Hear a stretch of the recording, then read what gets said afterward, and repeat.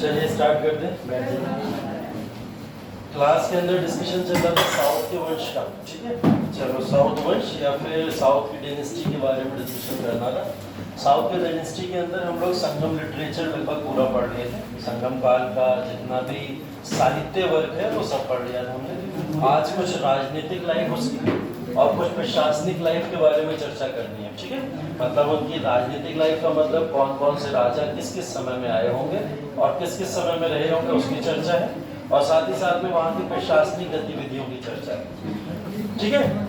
तो देखिए हम लोग इसकी राजनीतिक लाइफ की तरफ अगर चले तो हमने चेरास के बारे में सबसे पहले पढ़ना शुरू किया था, ठीक है। और उन चेरास के अंदर मैंने आपको बताया था ये 3 इनफेमस चेरास के बाद में 3 पॉपुलर या फेमस चेरास आए थे, ठीक है। इन 3 फेमस चेरास को 1 बाय 1 हम लोग डिस्कस करेंगे, जिसके अंदर हमने तीसरा वाला जो चेहरा है ये, जिनका नाम क्या था, सेनगुप्त वन, है ना। इनके बारे में हम लोग ने थोड़ी चर्चा की थी डिटेल में। ये वो चेहरा थे जिनको रेड चेहरा के नाम से भी जाना जाता है, लाल चेहरा, या फिर इनको एक पवित्र चेहरा के नाम से भी कह सकते हैं, किताबों के अंदर मेंशन करके लिखा गया, ठीक। तो ये पवित्र चेहरा या रेड चेहरा के नाम से पॉपुलर थे। क्यों पॉपुलर थे, इसके पीछे की कहानी आप लोग को मैंने समझाई थी।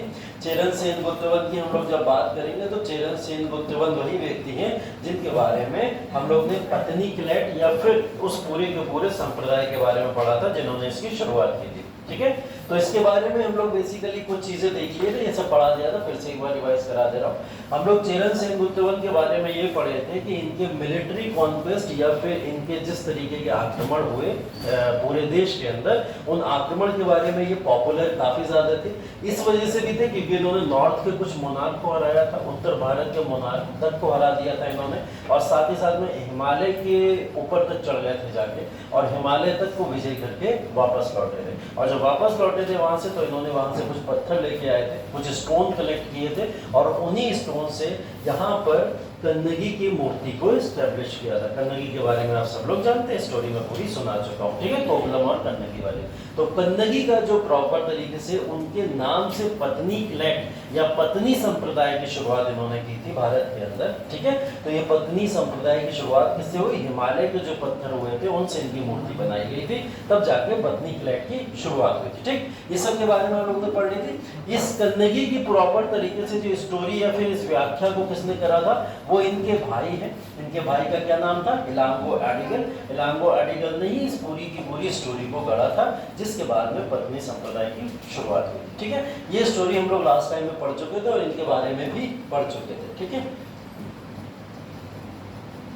चलिए आगे हम लोग चोला एम्पायर के ऊपर आ चुके थे, ठीक है। चोला एम्पायर की बात हम लोग कर रहे हैं, तो चोला एम्पायर के अंदर कुछ इंपॉर्टेंट चोला के साम्राज्य के राजा, ठीक है। अभी देखिए चेरा एम्पायर के सभी राजा या सभी साम्राज्य के प्रशासनिक गतिविधियां समाप्त नहीं हुई हैं। हमने सिर्फ इंपॉर्टेंट के बारे में पढ़ लिया, ठीक है। तीसरे वाले इंपॉर्टेंट थे उनके बारे में पढ़ लिया कि क्या क्वेश्चन आते हैं। मैं इससे रिलेटेड कुछ मिसलिनियस टॉपिक्स भी अभी आपको करा दूंगा कि इनसे रिलेटेड चेरास से, चोलास से या पांड्या से रिलेटेड वो मिसलिनियस क्या क्या कॉन्सेप्ट आपसे पूछे जा सकते हैं, उसकी चर्चा कर लेंगे। फिलहाल ये वाला पूरा का पूरा प्रोसेस खत्म कर लेते हैं, फिर आगे चलेंगे उसके बाद में। तो हम लोग चोला एम्पायर की बात कर रहे थे। चोला एम्पायर के अंतर्गत हमने ये बात करी थी कि चोला एम्पायर का जो इलाका था वो आंध्र प्रदेश का इलाका था, ठीक है।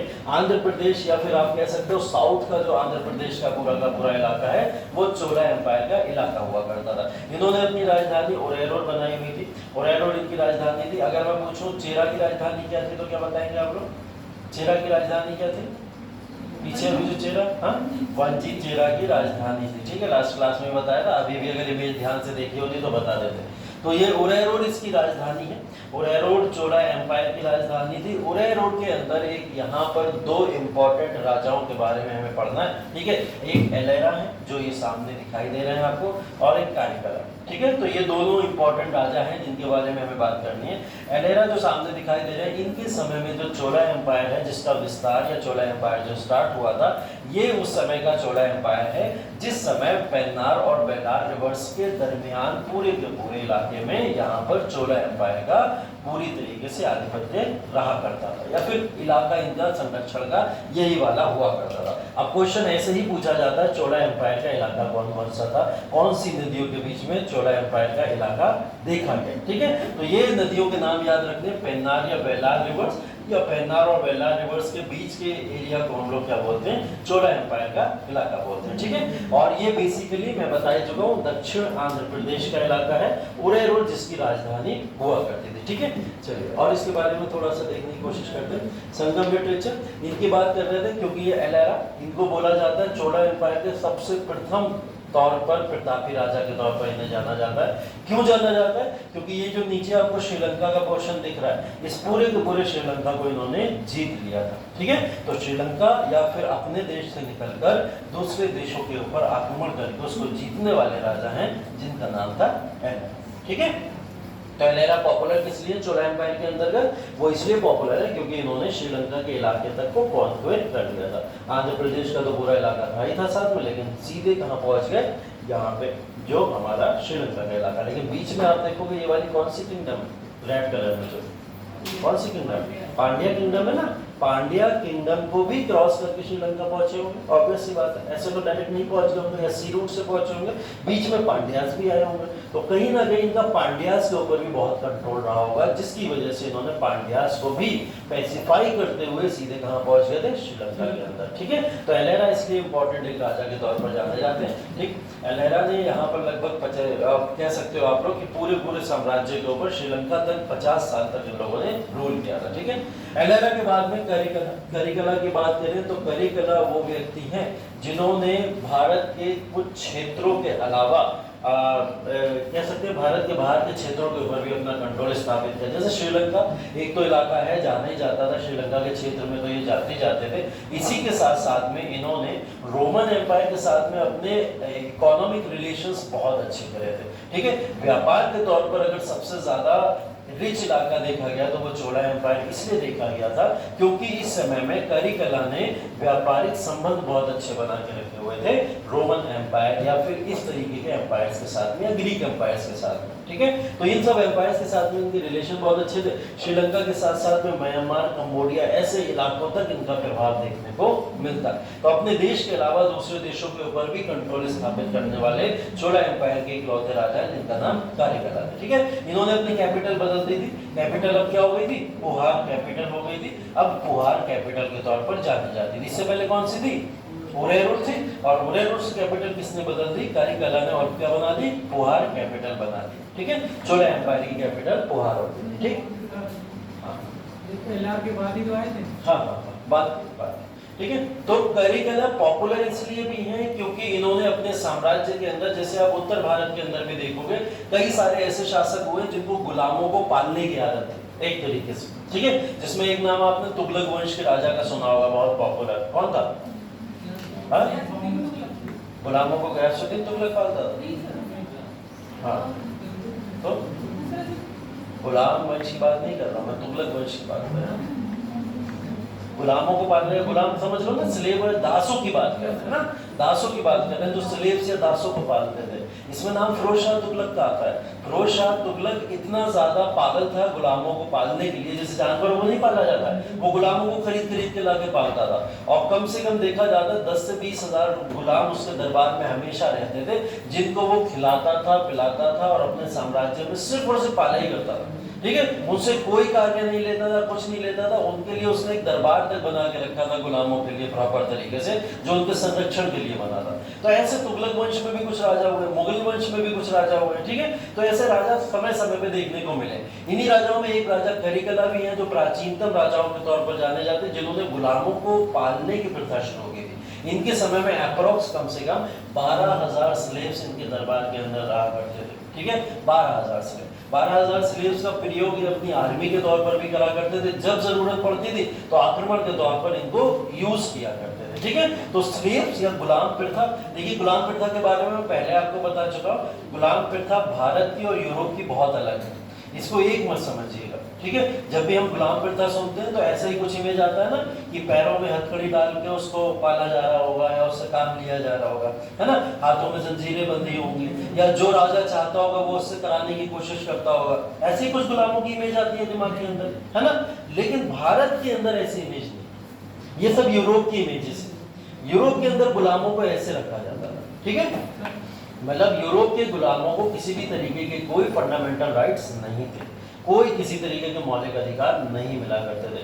दास का मतलब दास था, आपको से वो पाला करते थे यूरोप के राजा, और पालने के बाद इवन शादी विवाह तक की परमिशन नहीं दिया करते थे, ठीक है। तो वो गुलाम के तौर पर सिर्फ रहा करते थे। यहाँ पे भारत के अंदर भारतीय गुलामों को शादी विवाह से लेकर हर तरीके के राइट्स अधिकार मिलते थे, लेकिन हाँ, अपने राजा का वफादार रहना पड़ता था, ठीक है। तो ये वहाँ की और यहाँ की गुलाम प्रथा में बड़ा अंतर है। मैगस्थनीज से लेकर तमाम राइटर्स ने आके वहाँ और यहाँ की गुलाम जो प्रथा है उसके बारे में काफ़ी कमेंट किए हैं और लिखी हैं ये सारी चीज़ें। किसी ने तो लिखा भारत में तो गुलाम प्रथा है ही नहीं, है ना, ये गुलामों को पाला थोड़ी जा रहा है, या गुलामों के ऊपर किसी तरीके का कोई अत्याचार थोड़ी हो रहा, ये तो गुलामों को या फिर ऐसे लोगों को, कहीं ना कहीं गरीब लोगों को उठा के राजा पाल लेते थे जिनका घर बार नहीं होता था, है ना। तो ऐसी चीज़ें भी लिखी हुई है। तो भारत में गुलाम प्रथा नहीं थी। मेंस में एक क्वेश्चन है, यूपीएससी के मेंस में एक क्वेश्चन आया था स्टेटमेंट कि भारत के अंदर गुलाम प्रथा नाम की चीज़ दिखाई नहीं देती है। अपना इसके ऊपर जो भी आपका दिमाग के अंदर जो भी बातें आएंगी अब आपको वहाँ मेंशन करनी है उसके अंदर, है ना। तो भारत के अंदर गुलाम प्रथा नहीं थी, इस बात को कैसे नकारोगे?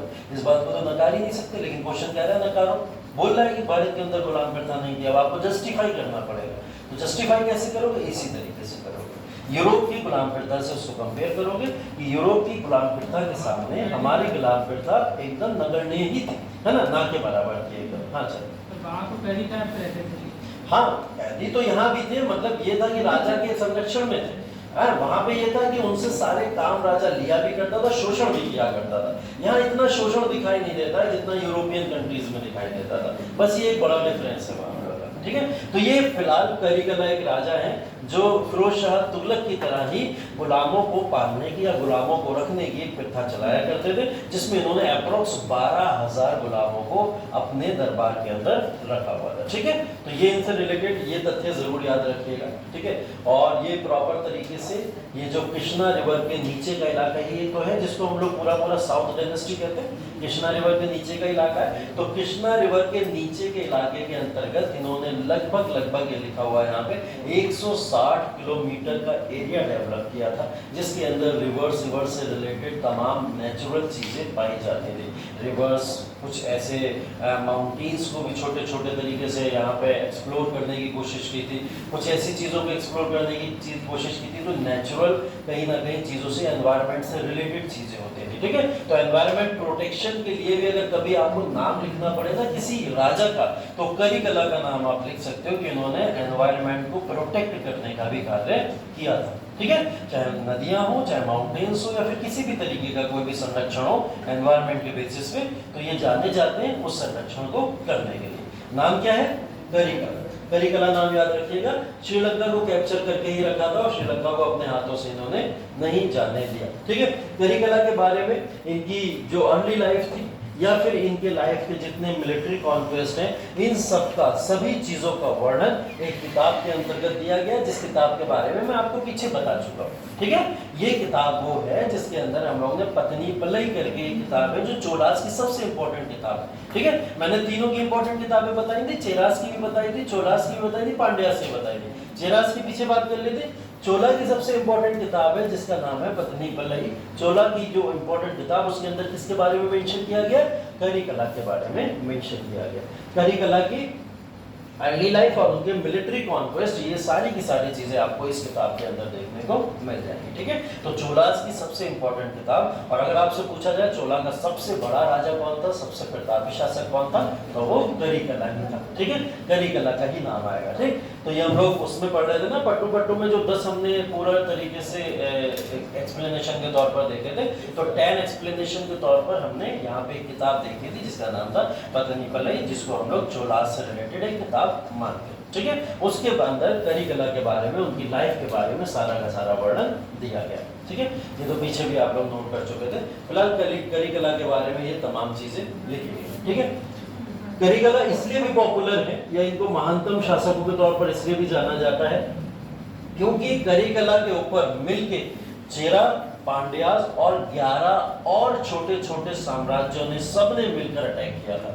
11 साम्राज्य छोटे छोटे माइनर साम्राज्य हैं और 2 बड़े साम्राज्य कौन कौन, चेराज और पांड्यास। इन सारे साम्राज्यों ने मिलकर अटैक किसके ऊपर करा, करिकला के ऊपर। उसके बाद में भी करिकला ने इन सबको हरा दिया था, जिसको इतिहास में एक बैटल का नाम दिया गया है, बैटल ऑफ वेनी। ठीक है, बैटल ऑफ वेनी 190 एडी 190 ईस्वी का बैटल है। ये तकरीबन जो डेट सुनने में आती है वो 190 ईस्वी के आसपास है। देखिए साउथ की जितनी भी डेट्स हैं उन डेट्स के बारे में क्लैरिफिकेशन वहाँ की किताबों ने ही दिया, क्योंकि वहाँ की किताबों से ही हमें पता चला। तो हम वहाँ की किताबों से ही आइडिया लगाते हैं कि लगभग ये डेट रही होगी। जैसे हमें प्लासी की लड़ाई पता 57 में हुई, क्योंकि पूरे भारत या पूरी दुनिया ने उसके बारे में लिखा है। ठीक है, लेकिन साउथ की हिस्ट्री के बारे में सिर्फ साउथ के लोगों ने लिखा। तो साउथ की हिस्ट्री साउथ के लोग ही लिख रहे हैं, इसलिए हम इस डेट को पूरी तरीके से 100% सत्य नहीं मानते, सिर्फ ये बोलते हैं कि साउथ की हिस्ट्री के अकॉर्डिंग 190 ईस्वी में बैटल ऑफ वेनी हुआ था। क्वेश्चन भी आएगा तो आप लोग क्या लिखोगे, 190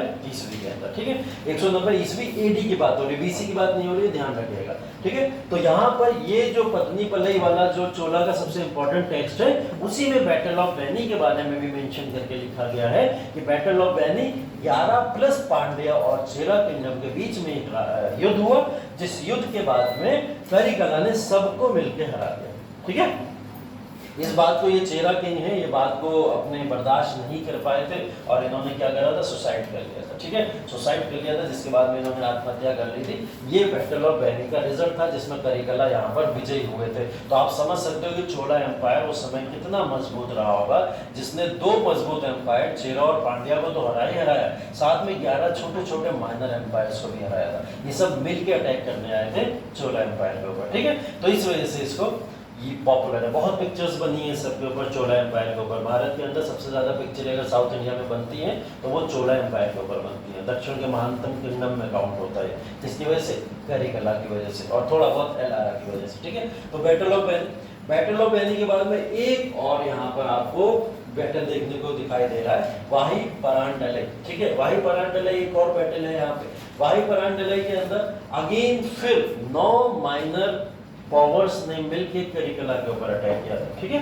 11 प्लस 2 को हरा चुके थे, तो 9 को हराना भी कोई बड़ी बात नहीं। ठीक है, तो इन्होंने इन 9 माइनर पावर्स को भी यहाँ पे हराया। ठीक है, तो इस वजह से करिकला का पद बहुत ऊंचा है साउथ की हिस्ट्री के अंदर और साउथ के एम्पायर के अंदर। ठीक है, कोई भी अटैक्स या किसी भी तरीके की बैटल्स को ये व्यक्ति कभी नहीं हारा था, इस वजह से इसको जाना जाता है। ठीक है, एक मेंस में क्वेश्चन पूछा गया था, वो क्वेश्चन पूछा गया था जब हम दक्षिण भारत के इतिहास की बात करते हैं तो दक्षिण भारत के इतिहास के अंतर्गत वहाँ की वास्तुकला और स्थापत्य कला की बात करते हैं। ठीक है, ये बात क्लियर है। अभी हम लोग आर्ट एंड कल्चर में जब जाएंगे तो हम सबसे ज़्यादा वास्तुकला या स्थापत्य कला देखेंगे तो साउथ में देखने को मिलती है। बड़े बड़े टेम्पल्स देखने को मिलते हैं, बहुत बड़े बड़े आर्किटेक्चर देखने को मिलते हैं, वो सब देखने को मिलेंगे।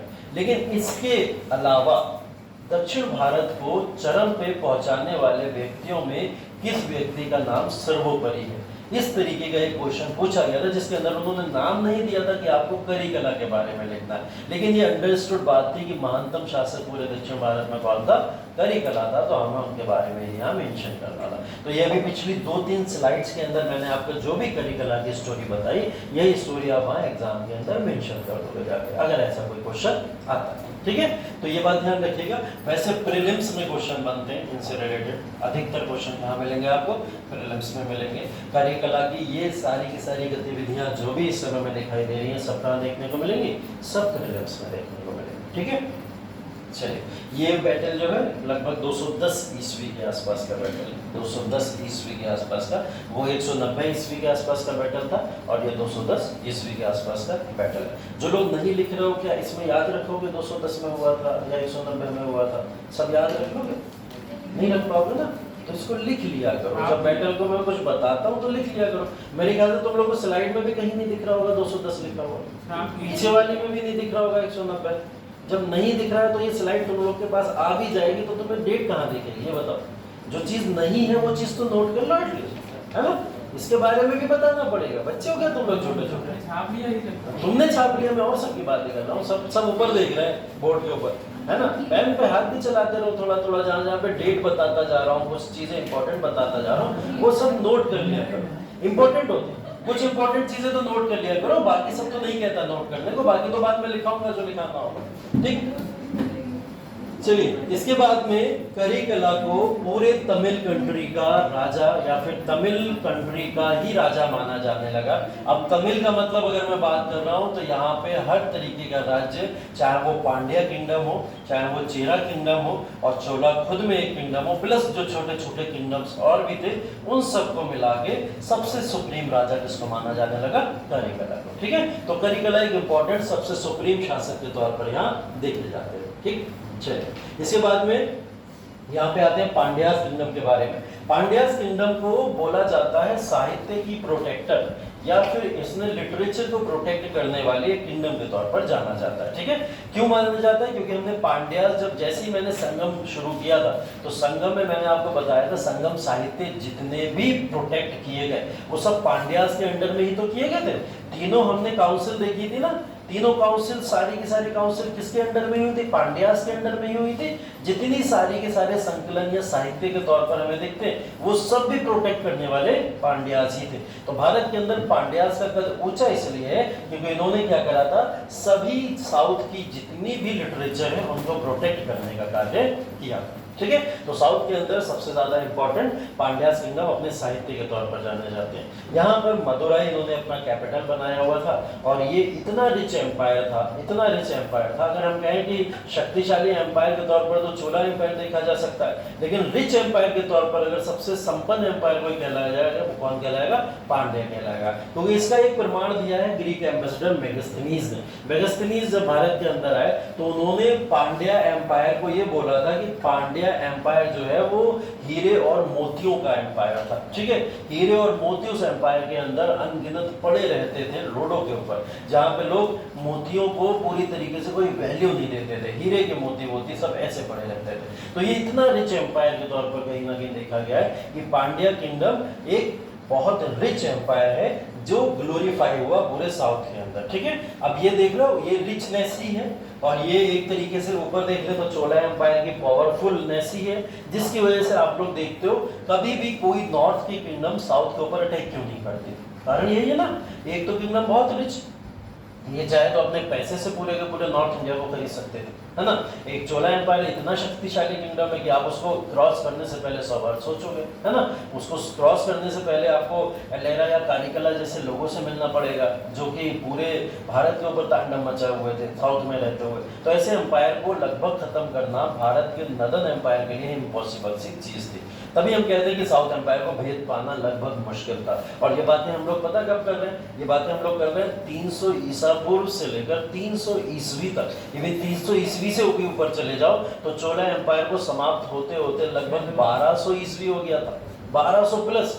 तो लगभग अगर आप देखो मध्यकालीन भारत के अंदर भी एंटर कर गए। भारत के अंदर गुलाम वंश, तुगलक वंश, ये सारे वंश आना शुरू हो गए, लेकिन साउथ में वो एम्पायर खत्म नहीं होने का नाम ले रहा है ना। उसका फर्स्ट स्टेज आता है, फिर कभी सेकंड स्टेज आता है, कभी थर्ड स्टेज आता है, लेकिन वो एम्पायर डिग्रेड ही नहीं हो रहा है ना। हम हर एम्पायर का डिक्लाइनेशन देखते हैं, हर एम्पायर डिक्लाइन हो जाता है, लेकिन डिक्लाइन होने के बाद कभी भी वो एम्पायर दोबारा नहीं उठा, है ना। मुगल एक बार खत्म हुए, क्या दोबारा आए?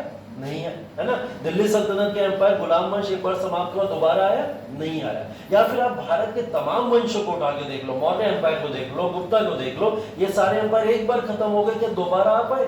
नहीं आ पाए। लेकिन ये एम्पायर ऐसे हैं, एक बार खत्म हुए दोबारा फिर आए, दोबारा खत्म हुए दोबारा फिर आए, ऐसे करके इनकी श्रृंखला चली है प्रॉपर तरीके से, इसलिए ये एम्पायर इंपॉर्टेंट हो जाता है। तो पांड्या किंगडम की अगर बात करें, ये सब पांड्या किंगडम के इंपॉर्टेंट रूलर्स हैं, वो शासक हैं जो सबसे इंपॉर्टेंट शासक के तौर पर पांड्या किंगडम में जाने जाते हैं, ठीक है। इसमें बेसिकली नेडियन है। ये सब हम लोग बात कर रहे हैं चोलास के फर्स्ट फेज की, ये बात ध्यान रखिएगा आप लोग। चोलास के 3 फेजेस हुए, हम लोग यहाँ फर्स्ट फेज की बात कर रहे हैं। ये फेज अप्रॉक्स है जब ईसा पूर्व से लेकर ईसवी की तरफ हम लोग बढ़ते हैं, तो ये वो वाला फेज है, ठीक है। उस फेज के अंदर ये सारे के सारे राजा उस समय में इंपॉर्टेंट शासकों के तौर पर पांड्या किंगडम में जाने जाते थे। इसके बाद के फेजेस की बात मैं बाद में करूंगा, आपसे बाद में बताऊंगा, ठीक है। तो ये एम्पायर के जो भी शासक हैं ये इंपॉर्टेंट क्यों है? अगर हम शुरू के 2 छोड़ भी दें तब भी हमें यहाँ से तो याद करना ही पड़ेगा, इनके बारे में याद करना पड़ेगा। क्यों याद करना पड़ेगा? आपको ये नाम याद होगा, मुदाथिर उमर। क्यों याद है ये नाम आपको? क्योंकि इस समय में आपको 3 संगम याद होंगे, जिन संगम में तीसरी संगम जो मदुराई के अंदर हुई थी, उस मदुराई की संगम को अगर पैट्रोनेज किया था तो ये वही शासक है जिन्होंने इस संगम को संरक्षण दिया था, ठीक है। तभी ये इंपॉर्टेंट है, तीसरी काउंसिल को संरक्षण देने वाले मदुराई के अंदर जो काउंसिल हुई थी वो काउंसिल को संरक्षण दिया था। इस वजह से इस एम्पायर के ये पॉपुलर है, ठीक है। मुचिंगम इन्हीं से तो हमने बोला था वहीं पे जाके, जब हम संगम को मुचिंगम बोल रहे थे तो इन्हीं एम्परर की बात हो रही थी वहाँ, ठीक है। उसके बाद में आपको नेदुचेलियान भी याद होगा। नेदुचेलियान वही है पांड्या एम्पायर के राजा जिनके समय में कन्नगी वाला प्रकोप देखा गया था। हमने बोला था ना, कन्नगी ने श्राप दिया था, पूरा एम्पायर जल के राख हो गया था, और एम्पायर जल के राख हो गया था जिसमें एक राजा मारा गया था। वो राजा यही तो है, नेदुचेलियान, ठीक है। तो कन्नगी का श्राप या कन्नगी की प्रॉपर स्टोरीज की अगर बात करें तो वो नेदुचेलियान ही की बात होती है, ठीक है। लेकिन ये शासक इतना कमजोर शासक नहीं था कि एक महिला के श्राप से ही खत्म हो जाए, है ना। ये शासक की अगर पॉलिटिकल हिस्ट्री को उठा के देखोगे तो बहुत ही ब्रॉड हिस्ट्री है। इवन आर्यन फोर्सेस तक को हराने वाला शासक है।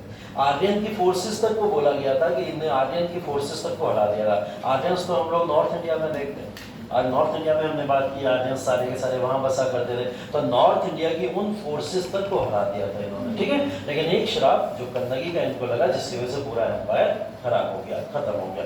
किस बुक के अंदर इस कन्नगी की स्टोरी के बारे में चर्चा की गई है बताइए? कौन सी किताब है, कौन सी पुस्तक है जिसके अंदर कन्नगी के बारे में चर्चा की गई? शीलपत्तिग्रम, ठीक है। शीलापत्तिग्रम या शीलपत्तिग्रम जिसको हम लोग बोलते हैं, उस किताब के अंदर कन्नगी और कोवलम के बारे में चर्चा की गई है, ठीक है। तो वही वाली किताब है। तो नेदुचेलियान तो इस समय में ऐसे ही निपट गया था, ठीक है। एक और नेदुचेलियान है, इनको नेदुचेलियान सेकंड करके भी जाना जाता है, नेदुचेलियान 2 करके भी इनको जाना जाता है। या अगर आपको थोड़ा बहुत कंफ्यूजन भी हो तो इनके नाम के आगे का एक वर्ड और याद कर लेना, कादन, ठीक है। कादंत नेदुचेलियान करके ये जाने जाते हैं, जिस समय में कन्नगी की स्टोरी प्रॉपर तरीके से दिखाई देती है, ठीक है। उसके बाद में नेदुचेलियान सेकंड जो है, नेदुचेलियान सेकंड के समय में तंजौर का युद्ध हुआ था, ठीक है। किसका युद्ध? तंजौर का युद्ध। तंजौर की एक लड़ाई हुई। तंजौर की ये लड़ाई जो हुई थी, इधर पांड्या राजा है, पांड्या राजा के अपोज में चोलाज ने और चेराज ने एक गठबंधन बनाया, ठीक है। अभी हम पीछे एक बैटल देख के आए थे, बैटल ऑफ, कौन सा बैटल है? बैटल ऑफ बेनी करके देख के आए थे ना। उस बैटल ऑफ बेनी के अंदर हमने ये देखा था कि किस किसने अपना समुदाय बनाया था? पांड्याज ने और चेराज ने बनाया था, है ना। हाँ, और 11 अदर पावर्स थी, लेकिन अब पांड्याज किंगडम है। पांड्या अगर कोई बैटल लड़ा तो उसके अगेंस्ट में 2 दूसरी पावर आ गई। कौन कौन सी? चोलास और चेराज आ गए। तो चोलास और चेराज ने मिलके कॉम्बिनेशन बनाया और कॉम्बिनेशन बना के इनके ऊपर अटैक किया था, जिसको बैटल ऑफ तंजौर के नाम से जाना जाता है, ठीक है।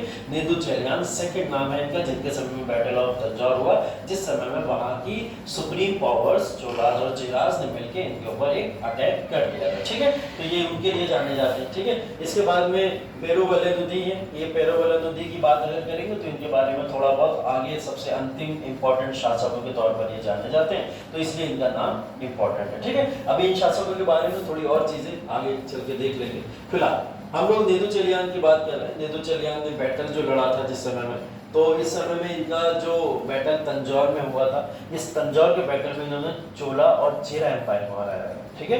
2 बड़े किंगडम, 2 बड़े एम्पायर को हरा देना बड़ी बात है, जिस वजह से इन्होंने लगभग पूरे तमिलनाडु के अंदर, पूरा तमिलनाडु या पूरा तमिल का रीजन, उसके ऊपर अपना कंट्रोल स्थापित करा था इसी बैटल के बाद में, जिसको बैटल ऑफ तंजौर के नाम से जाना जाता है, ठीक है। तलाई लांगनम के नाम से भी इसे जाना जाता है, तो आप बैटल ऑफ तंजौर को तलाई लांगनम के नाम से भी मेंशन कर सकते हो। कहीं बैटल ऑफ तंजौर ना लिखे आए, तलाई लांगनम लिखे आ जाएगा, तो आप वहाँ पर इसका नाम मेंशन कर देना, ठीक है।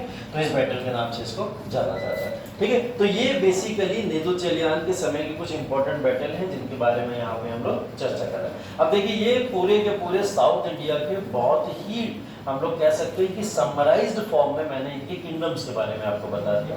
हर शासक, हर किंगडम में से एक एक 2 इंपॉर्टेंट शासक और उनके समय में जो जो गतिविधियां हुई वो बता दी। तो इससे एक बात तो पता चल रही है हमको कि यहाँ की राजनीतिक लाइफ शायद बहुत इंपॉर्टेंट नहीं थी।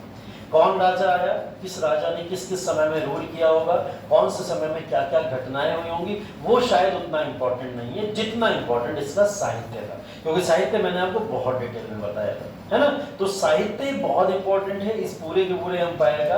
यहाँ पर ये जो पूरा पूरा क्रोनोलॉजिकल ऑर्डर है, पांड्यास में कौन इंपॉर्टेंट राजा था उसको याद रख लीजिए, जिसके समय में कोई एक इंपॉर्टेंट बैटल हो गया, जैसे नेदुचेलियान के समय में, है ना। ऐसे चेरा किंगडम के समय में कुछ इंपॉर्टेंट एक दो शासकों की इंपॉर्टेंट घटनाएं, जिसके अंदर हम लोग ने सेनगुप्त वन का नाम पढ़ा था, उनकी बात हो गई, है ना। इसी तरीके से चोला एम्पायर के अंदर हम लोग करिकला के बारे में देख लिए। तो हर एम्पायर का एक एक इंपॉर्टेंट शासक जिसके अंतर्गत कुछ बहुत इंपॉर्टेंट चीजें, वो समझना यहाँ पे जरूरी था, ठीक है। तो ये चीजें हम लोग ने इनके बारे में देख ली, लेकिन अब इनकी थोड़ी सी और हिस्ट्री के बारे में जानने की कोशिश करते हैं। इसके बारे में लिखा हुआ कहाँ पे, इसके बारे में जो लिखा हुआ है मदुराई कांची के अंदर लिखा हुआ है, तीसरी किताब जो पांड्यास किंगडम से रिलेटेड है, वो क्या है, मदुराई कांची।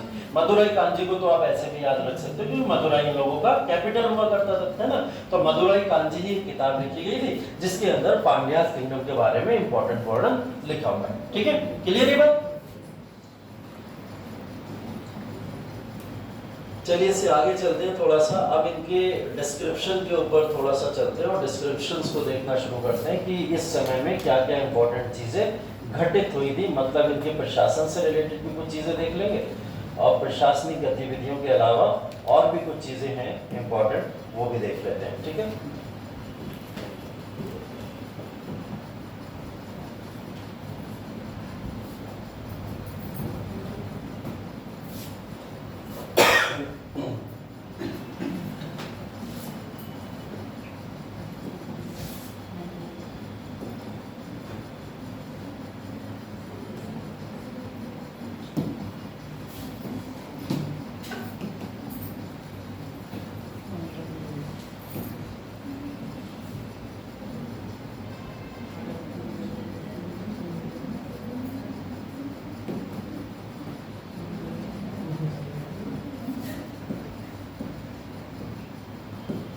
ये संगम युग का ये पूरा का पूरा लिटरेचर है, इस लिटरेचर के बारे में हम लोग ने बात कर ली थी। इसके बाद में यहाँ से जो वंश है, इस वंश की कुछ इंपॉर्टेंट घटनाएं और कुछ इंपॉर्टेंट क्वेश्चन जो प्रीलिम्स में मैंने बोला था आते हैं, है ना, वो एक एक करके पढ़ लेंगे, सारी चीजें एक एक करके यहाँ पे डिस्कस कर लेंगे, जहाँ कोई कंफ्यूजन आएगा क्लियर करते चलेंगे। सबसे पहले चेरा की बात करेंगे हम लोग। चेरा राजवंश जो था उस राजवंश की बातें करते हैं। देखिए चेरा राजवंश का जो समय काल है, वो समय काल बहुत ही ज्यादा, कहीं अगर स्टार्ट की जाए तो हमें वर्णन ही नहीं मिलता कि चेरा कब से शुरू हुआ होगा, इंपॉर्टेंट इसकी डेट क्या रही होगी, किस समय में शुरू हुआ होगा, तो ये कहीं ना कहीं हमें दिखा ही नहीं है, इतिहास के अंदर कोई ईस्वी मेंशन ही नहीं की गई है। लेकिन एक आइडिया लगाया जाता है कि अप्रॉक्स लगभग वो 300 ईसा पूर्व के समय का काल रहा होगा जिस समय में चेरा राजवंश शुरू रहा होगा। और धीरे धीरे धीरे करके चेरा राजवंश मॉडर्न इंडिया के अंदर भी देखा गया। मॉडर्न की जब मैं बात कर रहा हूँ तो मॉडर्न का मतलब समझिएगा 800-900 ईस्वी की, ठीक है। तो 800-900 ईस्वी एंशिएंट के हिसाब से वो मॉडर्न ही कहलाता है, ठीक है। तो उस समय में कहीं ना कहीं इनके समय का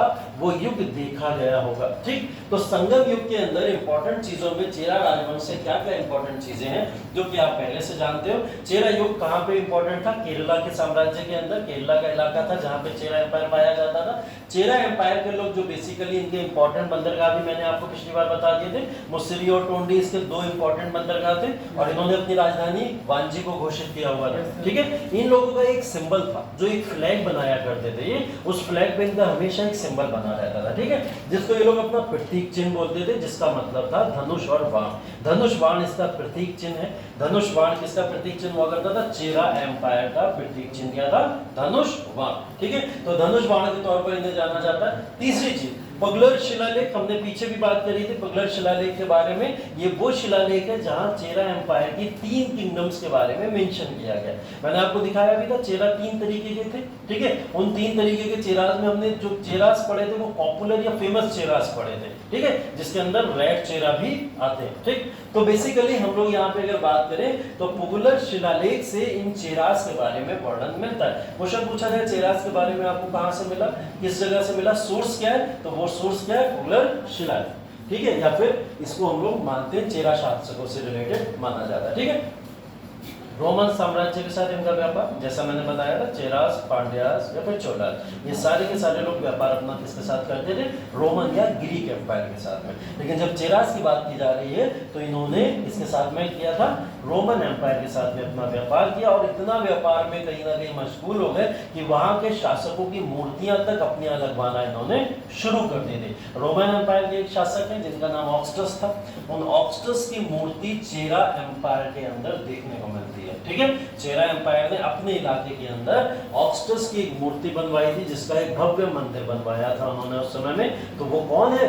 रोमन एम्पायर के राजा हैं, जिनकी मूर्ति को कहां बनवाया गया था? चेरा एम्पायर के अंतर्गत बनवाया गया था। ठीक है, इसके अलावा कुछ इंपॉर्टेंट चीजें, सेनगुप्तवन जिसको मैंने बताया भी था, रेड चेरा के नाम से जाना जाता है, लाल चेरा या अच्छे चेरा के तौर पर इनकी एक इमेज थी, उसके नाम से जाना जाता है। सेनगुप्तवन वही व्यक्ति हैं जिन्होंने पत्नी की लैंड की शुरुआत करी, ये सभी बातें आपको पीछे बता दी हमने। ठीक है, ये दक्षिण भारत से चीन में दूध भेजने वाले पहले व्यक्ति थे। ठीक है, दक्षिण भारत से अगर किसी ने अपना दूध या एम्बेसडर भेजा था, किसी भी व्यक्ति ने पहली बार भेजा था, तो वो किसने भेजा था? सेनगुप्तवन ने ही भेजा था। ठीक है, ये इंपॉर्टेंट बातें सिर्फ इतना याद रखोगे चेरा के बारे में, तो आपका चेरा एम्पायर पॉलिटिकल लाइफ के तौर पर खत्म हो गया। ठीक है, जो भी बातें मैंने यहाँ बताई वो पॉलिटिकल लाइफ है इसकी राजनीतिक लाइफ के तौर पर चेरा एम्पायर खत्म हो जाता है। ठीक है, नोट करो, नोट कर लो इंपॉर्टेंट जो चीजें। इनके सबसे प्रतापी शासक रेड चेरा जिनको बोला जाता है, सेनगुप्तवन की बात होती है, उनके बारे में यहाँ पे मेंशन किया गया। सब चीजें लिख लेना। कौन सा इलाका, ये तो आपको पता है, राजधानी वंजी थी, और जो बंदरगाह हैं उन बंदरगाहों के नाम मेंशन करके इनके राष्ट्रीय चिन्ह या फिर इनके प्रतीक चिन्ह के बारे में भी लिख लीजिएगा। ठीक है,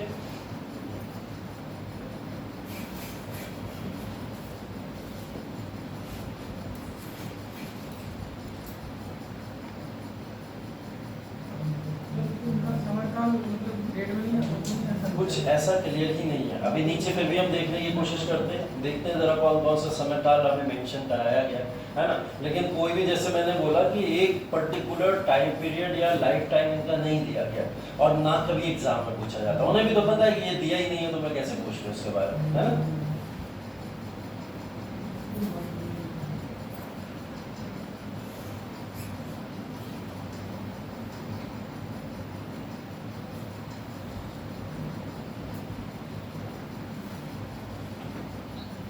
इस बार पीसीएस कौन दे रहा है? आएगा क्वेश्चन, ध्यान रखना, रट लेना बुरी तरीके से। ये क्वेश्चन आएगा साउथ इंडिया पक्का है। पेपर लीक कर दिया मैंने वीडियो बना ली। दो क्वेश्चन, कोई बात नहीं। ऐसे पेपर लीक करने को तो मैं जेल जाने को भी तैयार।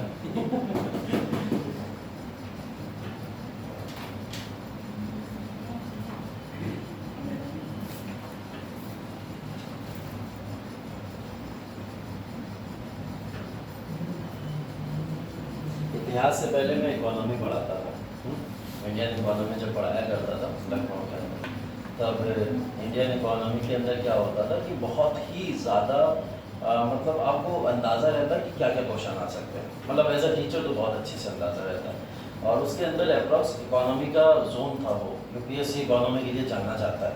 बोला जाता है कि सबसे ज़्यादा क्वेश्चन अगर घूम फिर के आते हैं तो इकोनॉमी से आ जाते हैं, है ना। तो उसमें जब पढ़ाया करते थे तो हम पिछले 4-5 सालों का कम से कम एनालिसिस करते थे। एनालिसिस करके करंट के कुछ अफेयर्स से हिसाब किताब लगा लोगों के, हाँ लगा लोगों के बता देते थे बच्चों को ये क्वेश्चन इस बार आएगा, इंपॉर्टेंट है। और ऐसे कम से कम 50 से 60 क्वेश्चन में क्लास में डिस्कस कराता था एग्जाम से पहले। तो मतलब अगर अगले हफ्ते एग्जाम में तो मैं इकोनॉमी का एक पूरा का पूरा क्लास लेता था 5 से 6 घंटे का, जिस 5 से 6 घंटे में मैं उनके इंपॉर्टेंट 50 से 60 क्वेश्चन की पूरी एनालिसिस करा देता था। उन 50 से 60 क्वेश्चन में से इकोनॉमी के 20-22 क्वेश्चन डायरेक्ट आ जाते थे, डायरेक्ट। अब 50 से 60 का इतना तगड़ा हिट रेशियो था उस समय कि 50-60 क्वेश्चन वो भी यूपीएससी में डायरेक्ट आ जा रहे हैं। तो लोग तो समझते थे वैसे मैंने बहुत महान कार्य कर दिया, है ना। लेकिन एक्चुअल में अगर आप लोग खुद बैठ के भी उसकी एनालिसिस करना शुरू करोगे ना, कि मैं अगर 50 से 60 क्वेश्चन अगर अपनी तरफ से बना के आपको बता दे रहा हूँ कि ये क्वेश्चन आ सकते हैं, वो आ गए, तो ये इकोनॉमी में बहुत आसान होता है। ये बात टफ होती है हिस्ट्री में एनालिसिस करना बहुत टफ है। हिस्ट्री में अगर मैं आपको 150 क्वेश्चन में से भी बोल दूं ये 10 क्वेश्चन आएंगे तब भी मुश्किल है, कोई अंदाजा नहीं लगा सकता कि कौन से 10 क्वेश्चन वो इस बार पूछ रहे। बहुत ब्रॉड है हिस्ट्री। इकोनॉमी की एक सीमा है ना, वो लिमिटेड है, मतलब इन्हीं क्वेश्चंस में बीच में घूमती रहेगी वो कहीं ना कहीं, तो उसकी कहीं ना कहीं एक बहुत लिमिटेड सोर्स होती है। तो उसमें से ये होता है कि वहाँ पता चल जाता था कि ये क्वेश्चन आते थे, है ना। अब यहाँ पे भी क्या पढ़ाते पढ़ाते इतना अंदाजा हो गया है, कहीं ना कहीं पता चल जाता है कि अब आने वाले क्वेश्चन इस तरीके के पूछे जा सकते हैं। जैसे 16 महाजनपद के बारे में इस बार एक क्वेश्चन आएगा, पूछेगा, एक क्वेश्चन जरूर पूछेगा उसके बारे में, है ना। महाजनपद से रिलेटेड एक क्वेश्चन, साउथ इंडिया से रिलेटेड क्वेश्चन पूछे, क्योंकि साउथ की हिस्ट्री बहुत ही ज़्यादा कहीं ना कहीं लाइमलाइट में आ गई थी जब वहाँ अभी इलेक्शन हुए थे आंध्रा वाले, ठीक है, तो उसकी वजह से बहुत लाइमलाइट में आई थी। तो वो लोग भूल गए, इलेक्शन सब भूल चुके, लेकिन वहाँ का इतिहास कुछ बहुत तेजी से उभरा था, जिसकी वजह से लोग वहाँ के इतिहास पे ध्यान नहीं दिए। तो ये क्वेश्चन ऐसे पूछ लेता है ना। तो इसकी एनालिसिस इस तरीके से की जाती है, ठीक है। वो एनालिसिस अगर आप लोग स्वयं करो ना, तो उससे अच्छा कोई हो ही नहीं सकता, क्योंकि आप लोग खुद सोचो, अगर आप पिछले 10 साल के 20 साल के पेपर सॉल्व में रहो बैठ, है ना। हम लोग तो 30-30 साल के करते थे बैठ का सॉल्व, हम लोग तो फिर भी 10-20 ही बोलते हैं हम करने के लिए, है ना। 10 से 12 साल के, उम्र 21-22 की भी नहीं थी और पेपर सॉल्व करना 30-30 साल के, है ना। तो बहुत बड़ी बात थी कि 30-30 साल के पेपर उस समय सॉल्व करके रख देते थे, पूरी एनालिसिस करके रख देते थे, और उसमें से क्वेश्चन फंसते थे, एग्जैक्ट फंसते थे। ऐसा नहीं होता था कि क्वेश्चन घूम फिर के आ रहा है तो हम लगा ना पा रहा हूँ। जब आप उसकी डिकोडिंग करते हो ना क्वेश्चन की, तब वो क्वेश्चन लगा लेते हो। अब जैसे चोला एम्पायर में पढ़ा रहा हूँ, मान लो चेरा एम्पायर पढ़ा रहा हूँ, ये चोला या चोला एम्पायर के 4 कोई ऑप्शन उसने दे दी, उन 4 ऑप्शन के बारे में, हर ऑप्शन के बारे में आप कुछ ना कुछ पढ़ लो, चारों ऑप्शन के बारे में भी एनालिसिस कर लो, तो चोला एम्पायर से रिलेटेड शायद कोई क्वेश्चन होगा जब आपसे बचेगा, है ना। अब अगले साल अगर कोई क्वेश्चन बदल के भी दिया जाएगा या बदल के आपके सामने रखा जाएगा, तो शायद आप उस क्वेश्चन को बहुत अच्छे से लगा ले जाओ, है ना। तो अपने आप एनालिसिस करना बहुत आसान होता है। प्रीवियस ईयर की क्वेश्चन की एनालिसिस इसीलिए मैं बोलता हूँ, अभी आप ये किंगडम पढ़ रहे हो ना, साउथ की किंगडम को जाकर प्रीवियस ईयर क्वेश्चन के बेसिस पे लगा लेना, घर में जाके अपने जो भी टॉपिक पढ़ते हो प्रीवियस ईयर लगा लिया करो। तो जब भी प्रीवियस ईयर आप लगा लेते हो तो आपको बहुत आसानी से वो टॉपिक भी समझ आ जाता है, और आने वाले क्वेश्चन का भी अंदाजा हो जाता है कि अब आगे आने क्या क्वेश्चन पूछे जा सकते हैं, है ना। तो ये सब चीजें आप ही लोग को करनी है, ठीक। और अगर आप लोग नहीं करोगे तो फिर कैसे निकलेगा, एग्जाम ही नहीं निकलेगा, ठीक। चेर राजवंश के इंपॉर्टेंट शासक कौन कौन से शासक, ठीक है। इसमें देखिए चेरालथन जो है, इनको उदयन चेरालथन, इनको सबसे पहला शासक माना जाता है चेरा एम्पायर का, कि इनके समय में उम्मीद है कि चेरा एम्पायर शुरू हुआ होगा, ठीक है, इसके समय में। तो सबसे प्रथम शासक के तौर पर अगर इनको माना जाए तो उदयन चेरालथन को माना जाता है। बाकी सारे नाम आप भूल जाइए, ये आपने सेनगुट्टवन का नाम याद ही कर लिया, सेनगुट्टवन रेड चेरा, जिनके बारे में आपने ऊपर लिख भी लिया, ये बहुत इंपॉर्टेंट शासक है इस समय के। इनके बारे में देखिए कोई डेट मेंशन नहीं की गई है, ना इनके बारे में लिखा गया है कि किस समय के शासक थे, लेकिन हम एक अंदाजा लगाते हैं, ठीक है। अंदाजे के तौर पर हम लोग बोलते हैं कि अरे ये इस समय के शासक रहे होंगे, लेकिन जब इतिहास ने कोई मेंशन नहीं किया तो हमसे क्वेश्चन नहीं पूछा जाएगा इस बारे में, ठीक है। तो आप लोग उससे निश्चिंत रहिए। तो ये कुछ शासक हैं उस समय के जिनको इम्पोर्टेंट शासक के तौर पर जाना जाता है, ठीक है। एक इम्पोर्टेंट शासक और बोला गया है इसमें, हाँ, राम वर्मा कुलशेखरा, ठीक है। राम वर्मा कुलशेखरा बेसिकली ये 1090 से 1102 के समय में शासनकाल कर रहे हैं। अब आप देखिए ईसा पूर्व से शुरू किया था हमने चेरा राजवंश, हमने बोला था लगभग शुरुआत 300 ईसा पूर्व के आसपास में कहीं ना कहीं हो गई होगी, है ना। और ये धीरे धीरे कहाँ तक चला आया, ये 1102 ईस्वी तक चलाया, मतलब 1100 साल इधर के मान लीजिए और 200-300 साल उधर के मान लीजिए। तो आप खुद सोचिए चेरा राजवंशी अकेला 1200-1400 साल भारत के ऊपर राज कर रहा है ना। और ऐसा शायद कोई राजवंश नहीं रहा भारत में जिसने इतने लंबे समय तक राज किया हो, है ना। तो चेरा राजवंश का एक इतिहास है कहीं ना कहीं, ठीक। तो ये इंपॉर्टेंट शासकों के तौर पर जाने जाते हैं। चेर राजवंश के कुछ और शासकों की सूची यहाँ पे दी गई है जो इंपॉर्टेंट शासकों के तौर पर नहीं है, लेकिन हाँ उनके नाम लिखे गए। ये सिर्फ सूची के तौर पर आपके सामने मेंशन किया गया है। इन सारे राजाओं के नाम आपको याद नहीं करने, किसी के नाम याद नहीं करने, सिर्फ मैंने जो आपको सेनगुट्टवन का नाम बताया उनसे इंपॉर्टेंट जो घटनाएं बताई वो घटनाओं के नाम सिर्फ पढ़ से याद कर लीजिएगा। बहुत याद करने का मन करे कि चलो और पढ़ लेते हैं तो ये उदयन चेरालथन का नाम याद कर लीजिएगा, पहले शासक थे जिनके समय में चेरा राजवंश की शुरुआत हुई थी, ठीक है।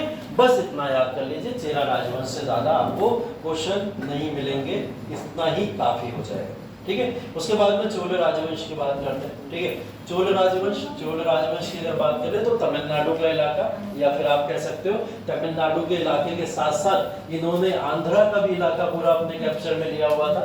तो ये प्रॉपर उस एरिया के अंदर शासन किया करते थे।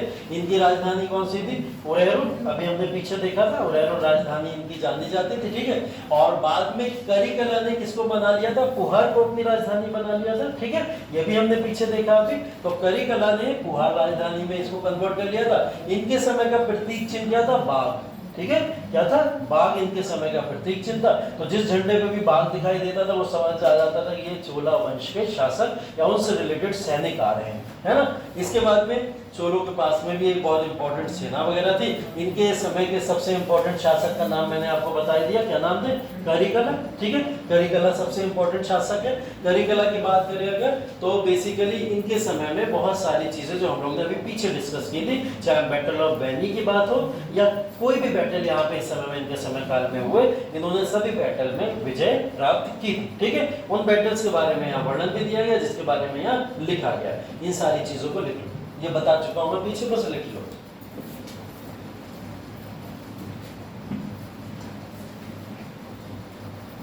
बाकी एक A4 साइज पर तुम लोग अपने अपने नाम लिख के दे देना मुझे, सभी बच्चे जितने बैठे हुए हैं।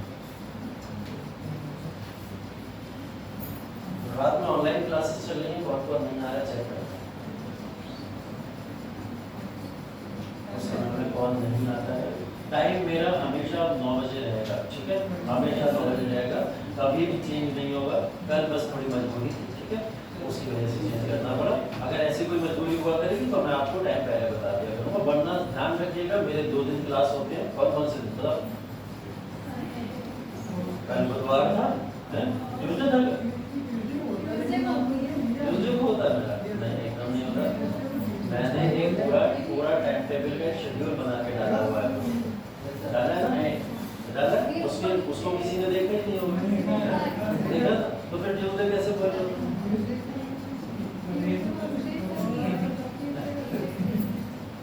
अभिषेक से अभिषेक सर तो मंडे को लेते हैं, ट्यूजडे किसी की तो है। मैम की है ट्यूजडे, मंडे की जो है अभिषेक सर की है, ट्यूसडे की मैम की है और वेडनेसडे की मेरी है। और इसी हिसाब से फिर आगे की सीरीज ऐड कर लो, ठीक है।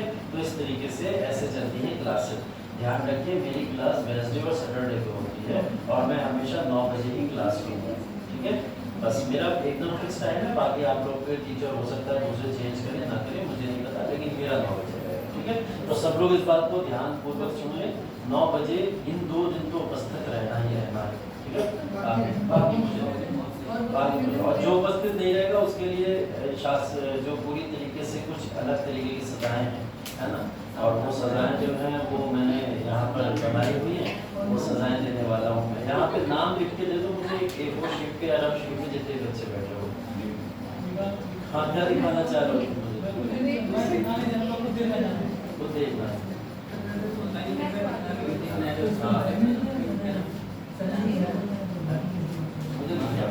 सबकी लोग क्लास अच्छी बात है, तुम लोग का तुम्हारे कैसे तुम यार समझ सबको समझ आता है। तो तुम लोग के घरों में नंबर नहीं आते हैं या तुम लोग लाभा नहीं चाहते हो, ये समझ नहीं आ रहा।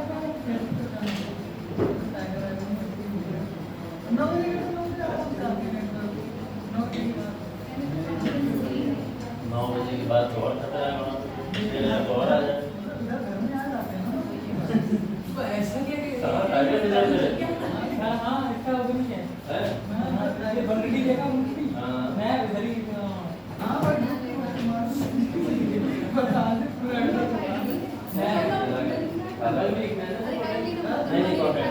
सिर्फ नाम कॉन्टेक्ट नंबर सबके बता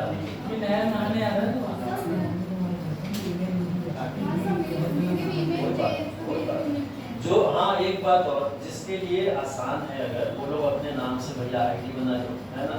कभी कोई विशाखा के नाम से आ रहा है, कभी कोई और किसी नाम से आ रहा है और उसमें बड़ा कंफ्यूजन होता है, ठीक है। समझ ही नहीं आता क्लास के बच्चे आ गए, पता नहीं कहाँ के बच्चे आ गए। तो नहीं, इस वजह से मैं जितने भी अननेसेसरी एलिमेंट्स होते हैं उनको रिमूव भी कर सकता हूँ, वरना इधर उधर वालों को कर कर दिया, क्लास वालों को लिमिट कॉपी करा दिया। सर माइक भी पूरी बात कर ही बोलना हो। हाँ सर जब टाइम माइक बहुत आती है। माइक सब लोग टेक टेक कर दिए अपने क्लास में, फिर भी अच्छा है, बहुत अच्छा है। मैंने अभी नीट और एसएससी की क्लास देखी, क्या बता रहा हूँ नीट में अपने यहाँ तो बहुत अच्छा है। सर वो बच्चे हैं ना हाँ वही है ना, तो हम लोग के यहाँ इधर विंडो बताती है ना ये कह रहा अच्छा चलो लिख लो जल्दी।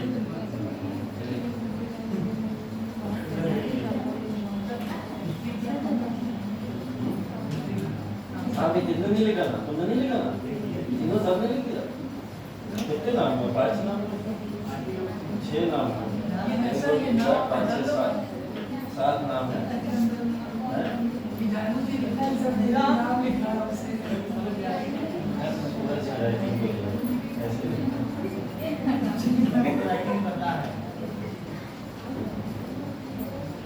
सर ने आंसर शीट से आंसर राइटिंग देख के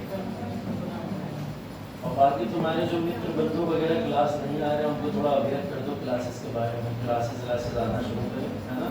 क्लासेस दिया करो, क्लासेस बहुत इंपॉर्टेंट होते हैं। ऐसे क्लासेस कहीं नहीं मिलेंगे जो यहाँ पे आप लोग को मिल जाते हैं। ऑनलाइन बैठे बैठे मर जाओगे पढ़ते पढ़ते, नहीं समझ आएगा। सच बता रहा हूँ, ऑनलाइन तभी समझ आ सकता है जब ऑफलाइन में वो सेशन कर चुके हो, अदरवाइज नहीं आता है समझ, है ना। और सच में नहीं आता। जिन लोगों को अभी भी संदेह है कि ऑनलाइन हम अपना कोर्स कर लेंगे, वो लोग कभी भी अपने कोर्स को खत्म नहीं कर पाओगे। समय निकलता जाएगा और आपका धीरे धीरे पूरा समय खराब हो जाएगा, ठीक है। हाँ बिल्कुल। और वो यूपीएससी पीसीएस की तैयारी नहीं कर रहे हैं जो ऑनलाइन क्लास ले रहे हैं, वो एक्चुअल बात है, एकदम एक्चुअल बात है, ठीक है। एसएससी बैंक की तैयारी अगर करनी है तो नो डाउट, मैं तो कह रहा हूँ खूब क्लास करो ऑनलाइन, कोई दिक्कत वाली बात नहीं। वहाँ तो आप दिन भर इंटरनेट और लाइब्रेरी बैठे रहो, आपके क्लास चलते रहेंगे, कोई दिक्कत नहीं। लेकिन यूपीएससी और पीसीएस विदाउट डिस्कशन नहीं होता है, बहुत जरूरी है इसके अंदर डिस्कशन करना। ये देखिए चोल शासकों के कुछ इंपॉर्टेंट नाम है। ये चोल शासकों की जो अवधि लिखी गई है, ये हम लोग लेटर चोलास की अवधि को यहाँ मेंशन कर दिए। लेटर चोलास मतलब उत्तर चोलास की बात हो रही है। उत्तर काल में जो चोला है उन चोला राजवंश की बात हो रही है। हमें फिर यहाँ पे प्राचीन चोलास के बारे में नहीं पता है।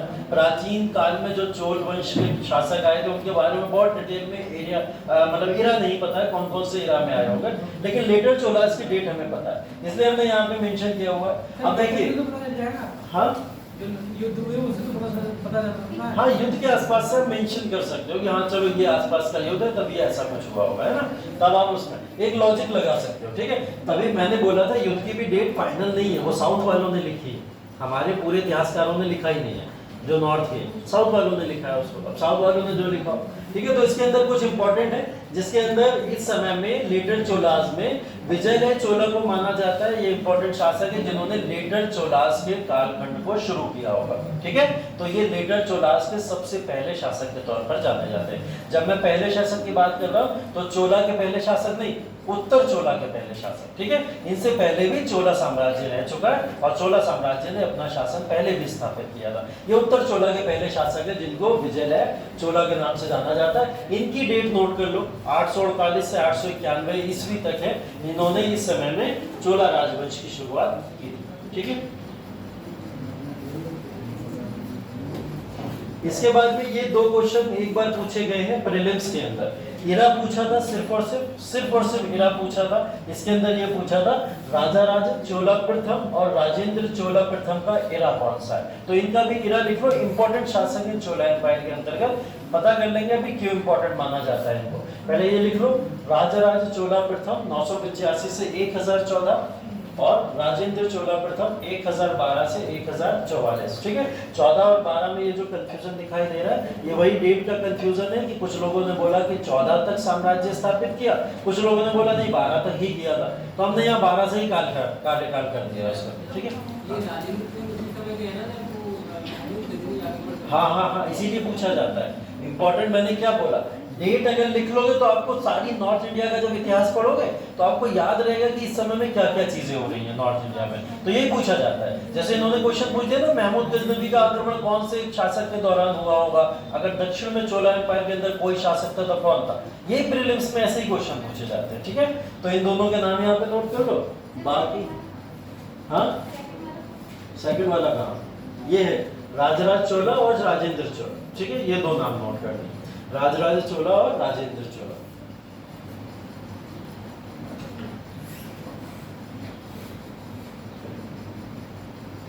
ठीक है,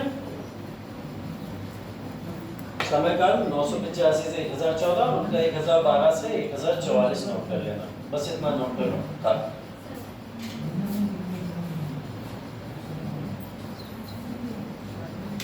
इसके बाद में राजेंद्र चोल थर्ड, ठीक है, इनका नाम और नोट कर लो क्योंकि ये वो शासक है जिनके समय में चोल एम्पायर अंतिम रूप से समाप्त हो गया। ठीक है, चोल एम्पायर 1246 से 1279 तक, 1279 में माना जाता है कि चोल एम्पायर पूरे भारत में संपूर्ण रूप से अब खत्म हो गया। ठीक है, इस समय बताओ शासक कौन था उत्तर भारत में? गुलाम वंश का, तो पुदीना पर यहाँ कहा होगा, नसीरुद्दीन महमूद या बलवंत था? बलवंत के बाद आया था नसीरुद्दीन महमूद, पहले आया था गद्या सुल्तान के बाद में। गुलाम वंश के बाद दूसरा वंश कौन सा था? खिलजी वंश। कब से शुरू हुआ था? 1290 से शुरू हुआ था। 1290 से शुरू हुआ था। नसीरुद्दीन महमूद की आप बात कर रहे हो, बलवंत से भी पहले। ठीक है, तो 1279 के समय में तो नहीं दिख रहा होगा अगर नसीरुद्दीन महमूद की बात करें हम लोग। नसीरुद्दीन महमूद 1279 के समय नहीं होगा। हाँ, इस समय में रहा होगा, स्टार्ट जब होगा। मैं पूछ रहा हूँ अंत जब हुआ इसका, जब अंत इस शासन का हुआ होगा, इस शासक का हुआ होगा, चोल साम्राज्य का अंत हुआ होगा, तो भारत के उत्तर भारत में कौन सा शासक होगा जो रूल कर रहा होगा, उसकी बात करो। ये भी प्रीलिम्स का क्वेश्चन है, तभी हमें इरा पता होना चाहिए कि कौन से इरा से कौन से इरा तक। ठीक है, बलवंत होगा। बलवंत कैसे होगा? बलवंत का समय काल है 46 से 66 से 76। हाँ, बलवंत 1280 के 80 तक, हाँ बलवंत ही होगा। ठीक है, तो बलवंत का समय काल ही है ना, बलवंत को ध्यान रखिएगा। बलवंत का समय काल है, 90 में तो शासन ही खत्म हो गया था। ठीक है, तो 90 में ही शासन खत्म हो गया था। राजेंद्र चोला तृतीय 46 से 79 तक है इस समय में, और ये अंतिम शासक हैं चोला राजवंश के, जिनके समय काल में चोला राजवंश संपूर्ण रूप से समाप्त हो गया। ठीक है, चलिए पांड्य राजवंश, पांड्य की तरफ चलते हैं। पांड्य राजवंश मतलब मदुरै में शासन करने वाले, राजधानी मदुरै थी इनकी, और इसके बाद में कह सकते हो आप इन्होंने अपनी राजधानी को जिस तरीके से विस्तारित किया, वो अपनी रिचनेस कहीं ना कहीं उसके बेसिस पे किया। क्योंकि क्या था ये, हमने बोला ना मेगास्थनीज बोल के गया है कि भाई ये हीरो या फिर कहीं ना कहीं डायमंड्स के या फिर मोतियों की पूरी की पूरी श्रृंखला के तौर पर यहाँ देखा जाता है। तो इतना बड़ा एम्पायर, ठीक है, इनका प्रतीक चिन्ह जो है वो मछली है, मछली के तौर पर जाने जाते हैं। इन्होंने साहित्य को सबसे ज्यादा प्रोटेक्ट किया, इनके समय में साहित्य सबसे ज्यादा देखने को मिला है। ठीक है, और पूरी तरीके से इन्होंने साहित्य को भी प्रोटेक्ट करके रखा। इनके बारे में कुछ चीजें रख लीजिए, फिर उसके बाद में आते हैं अगले टॉपिक पे, बहुत इंपॉर्टेंट है, उस पर भी डिस्कस कर लेंगे। हो गया सर ना?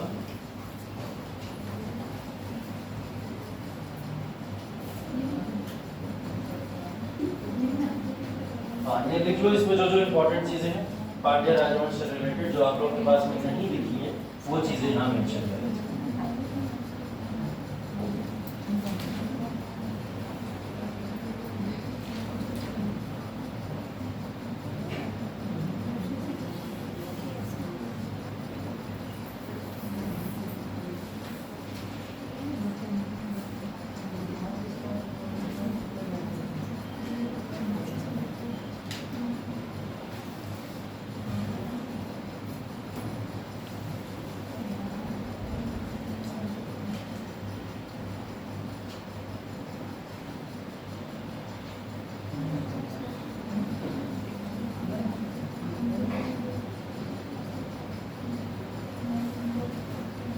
तो ये जो शीट बनवाई गई है इम्पोर्टेंट इसलिए है कि ऑनलाइन सेशन आप लोग को लेना है, क्योंकि मैं सबके अटेंडेंस वहाँ बैठ के चेक करूँगा। जितने बच्चे आज हैं, कल भी कुछ नहीं आएंगे, उनके नाम पे लिखवा दूँगा। दूसरा इम्पोर्टेंट, आज जो 29 बच्चे बैठे हैं, इनमें से कल एक भी गायब हुआ है। एक भी, तो फिर लोग समझ लेना है ना। ये जो 29 बैठे हैं, बिना कारण बताए एक भी बच्चा अगर क्लास में गायब हुआ तो फिर सोच लेना अच्छा नहीं होगा, है ना? क्या होगा? हाँ, अब ऑनलाइन वाला होगा। मैं ऑनलाइन की बात अभी नहीं कर रहा, अभी मैं ऑफलाइन की बात कर रहा हूँ। क्लास में अगर उपस्थिति आपकी नहीं होती है कल, या फिर मेरे अगले क्लास में नहीं है बच्चों की जो भी है प्रेजेंट नहीं होती है, तो फिर मेरे को रीज़न दे के ही छुट्टी करो। अदरवाइज विदाउट रीज़न अगर किसी ने छुट्टी करी, भले से मेरा व्हाट्सएप भर जाए छुट्टियों की एप्लीकेशन से, मुझे दिक्कत नहीं, लेकिन छुट्टी की एप्लीकेशन आनी चाहिए, कारण आना चाहिए, सर हम इसलिए छुट्टी कर रहे हैं, ठीक है। और उसके नीचे छुट्टी के कारण के नीचे अपने पिताजी का एक घंटा नंबर जरूर मेंशन कर देना, ठीक है, जिससे मुझे पता चल जाए कि मैं छुट्टी कर रहा हूँ तो उसका कारण सही है या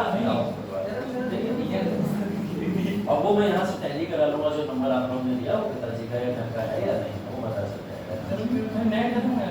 कोई बात नहीं, नेट से थोड़ी तुम्हें करना है, कुछ सिर्फ मैसेज तो करना कि मैं नहीं, तुम तो रोज आते हो, तुम क्या करते हो, क्यों तुम रोज आते हो, तुम क्या करना होता है, कोई बात नहीं, तुमसे मैं नहीं दिया, तुम तो गायब होकर दिखा, तुम्हारे घर से उठवा लेंगे।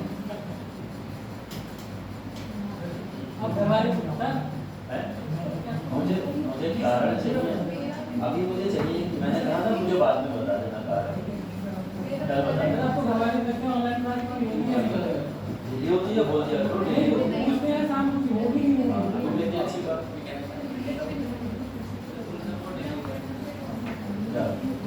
मुझे कारण चाहिए और पिताजी का नंबर चाहिए, फिर उसके बाद में आओ या ना, मुझे कोई दिक्कत नहीं। हाँ मैं बात कर लूँ एक बार, क्योंकि जिन बच्चों को तुम लोग ने जिन बच्चों का हाथ मार के यहाँ बैठे हो ना तुम लोग, वो बच्चे कहीं ना कहीं पीछे बैठ के रो रहे होंगे कि काश हमें अभ्युदय मिल गया होता, है ना। तो नहीं बेटा, ऐसा सच है, और आप लोग इस बात को मजाक में मत लीजिए कि आप लोग कोई सीटों को कहीं ना कहीं किसी की सेक्रीफाइस करके दी गई है ना।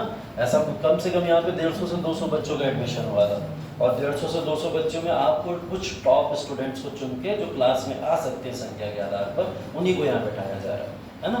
उसके बाद में सोचिए कितने बच्चों की सीट खराब हो गई होगी, जो आने के उत्सुक होंगे, उन्हें कुछ सीखना होगा, जो बच्चे सच में लर्निंग वाले होंगे, उन्हें चाहिए होगा कि हमें क्लास से, और उसके बाद आप लोग की इतनी ज़्यादा अगर कहीं ना कहीं इनोसेंस दिखता है तो वो कहीं ना कहीं गलत आपके लिए नहीं, आपके भविष्य के लिए भी है, और उन बच्चों के लिए भी गलत है जिसकी सीट कहीं ना कहीं खराब हुई, है ना। तो आप लोग को तो लग रहा होगा चलो ऐसे ही योजना चल रही है, क्या फर्क है, लेकिन जो नहीं आ रहा है उनसे पूछो क्या रियलाइज हो रहा होगा, है ना। या तो फिर जिसको नहीं आता है बहुत स्पष्ट तौर पर जाके एप्लीकेशन दे दे, या बता दे, जाके इन्फॉर्म कर दे हम नहीं आ पाएंगे सर, आप हमारी जगह किसी और को बुला लीजिए। कितना सिंपल तरीका है, थोड़ा बहुत समाज के काम आ जाओ, है ना, कब तक सेल्फिश रहोगे, है ना। तो कभी कभी समाज के काम भी आ जाओ, थोड़ा हो सकता है किसी बच्चे को आपकी वजह से फायदा मिल जाए, मुनाफा मिल जाए, ठीक।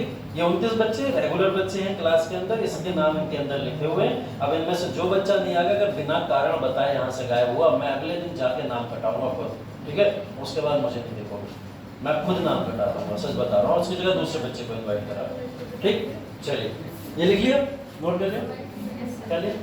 तुम लोग भी कह रहे हो सर धमकी देने का मूड में है, लग रहा है खुला धमकी नहीं दे रहा हूँ, तुम लोग के अच्छे के लिए बता रहा हूँ, ठीक है। लेकिन हाँ ऐसा होगा, जितनी भी बातें मैंने आप लोगों को बताई है वो निश्चित तौर पर होंगी ही होंगी, ठीक। मेरी बीवी से पता चल रहा था ऐसा कुछ होने वाला, चलो ठीक है। देखो अगला राजवंश पांड्या राजवंश। पांड्या राजवंश की अगर हम लोग बात करें तो पांड्या राजवंश, जिसके बारे में आपने मेंशन किया, बोला जाता है कि पांड्या राजवंश को टोटल मिलाकर 3 वर्गों में विभाजित किया गया। वैसे भी उनको चेरा और चोला को भी किया गया, लेकिन यहाँ पे क्लैरिफिकेशन मिला है। वो क्लैरिफिकेशन है कि किस किस समय काल में कब कब कौन कौन शासक रहा था और कौन कौन सी श्रृंखला या फिर क्रोनोलॉजी के आधार पर आए थे। बोला गया 3 तरीके के पांड्यास भारत के अंदर आए हैं, प्रारंभिक पांड्या, मध्यकालीन पांड्या और परवर्ती पांड्या, ठीक है। ये 3 तरीके के पांड्या भारत के अंदर आए हैं, ठीक है। इनका सिंबल नोट करा था आप लोगों ने, सिंबल क्या था, मछली का, ठीक है। चलिए अब देखिए तीनों तरीके के पांड्या 4वीं शताब्दी ईसा पूर्व से 3री शताब्दी ईसवी तक, ठीक है। मतलब हम बात करेंगे 4वीं शताब्दी ईसा पूर्व, है ना। अभी तो हम लोग बात कर रहे थे 300 ईस्वी पूर्व से कहीं ना कहीं शुरू हो गया था, और ये 4वीं शताब्दी ईसा पूर्व से प्रारंभिक पांड्यास का भारत के अंदर प्रभाव देखने को मिलता है। और प्रारंभिक पांड्यों का अंत कब हो जाता है, 3री शताब्दी ईस्वी, ठीक है। एक ईसा पूर्व है, एक ईस्वी है, दोनों में डिफरेंस याद रखिएगा। मध्यकालीन पांड्यास की बात करें तो 6ठी शताब्दी ईस्वी, मतलब 6 AD से लेकर 14वीं शताब्दी, मतलब 14वीं AD तक ये लोग भारत के अंदर शासन किए। तीसरी परवर्ती पांड्या की बात करें अगर तो 14वीं शताब्दी ईस्वी से लेकर 16वीं शताब्दी ईस्वी तक, मतलब 14 से लेकर 16वीं शताब्दी ईस्वी तक इन्होंने राज किया। अब आप लोग और देखो जरा कि ये पांड्या सल्तनत कब से शुरू हुई है, चौथी शताब्दी ईसा पूर्व से, है ना, 400 साल उधर हटा दें, ठीक, और इधर भी देख रहे हो 16वीं शताब्दी 1600 साल अप्रॉक्स इधर हो गए, तो 1600 साल और 400 कितने हो गए, 2000 साल। 2000 साल एक सल्तनत भारत के एक ऐसे इलाके के अंदर राज कर रही है जिसके ऊपर कोई ध्यान भी नहीं दे रहा था, और वो राजवंश अपना क्रिएट करते जाते थे और अपना राजकाज बढ़ाते जाते थे। हाँ, गैप जरूर देखने को मिलेंगे बीच बीच में आपको, जैसे तीसरी शताब्दी ईस्वी से लेकर छठी शताब्दी ईस्वी, यहाँ 300 साल का एक गैप जरूर है, लेकिन 300 साल के बाद में ये लोग फिर से आए, और फिर से आने के बाद इन्होंने उसी तरीके से अपने पांड्या एम्पायर को इस्टेब्लिश किया। ठीक है, तो ये एम्पायर एक बड़ा एम्पायर है, पांड्या एम्पायर, जो सबसे ज्यादा, अगर पूछा जाए आपसे पूरे भारत में, संपूर्ण भारत में सबसे ज्यादा शासन करने वाला कोई साम्राज्य है तो पांड्या एम्पायर है। और अगर पूछा जाए भारत में या उत्तर भारत में सबसे ज्यादा शासन करने वाला कोई साम्राज्य है तो कौन सा है? उत्तर भारत में सबसे ज्यादा साम्राज्य करने वाला या शासन करने वाला कौन सा साम्राज्य है? मुगल काल है, उत्तर भारत में पूछे। मुगल काल 1526 से लेकर 1857 तक, मान लो 1857 तक, ठीक है, 1526 से लेकर 1857, ठीक है, लगभग 350 साल देखा है, 350 साल, है ना। इसके अलावा मॉडर्न एम्पायर पे चलो, मॉडर्न एम्पायर देख लो, मॉडर्न एम्पायर कब से कब तक है? मॉडर्न एम्पायर कब से कब तक है? अरे अभी तो पढ़ाया था, 322 ईसा पूर्व से कब से कब तक है? कहिए, 322 ईसा पूर्व से 182 ईसा पूर्व तक है ना। तो अगर आप इसको देखोगे तो मेरे ख्याल से 150 साल भी मुश्किल से हो रहा है। तो मॉडर्न एम्पायर नहीं कह सकते कि बहुत लंबे समय तक राज किया होगा। गुप्ता एम्पायर पे आ जाओ, गुप्ता एम्पायर कब से कब तक है? गुप्ता एम्पायर, गुप्ता एम्पायर की शुरुआत किसने की थी? श्रीगुप्त ने की थी ना। कब आए थे श्रीगुप्त? हाँ, अभी देख रहे हैं, अच्छा यही होगा जब नहीं आओ क्लास तो आप वो कर लो पहले ITI, है यही होगा ITI करते करते।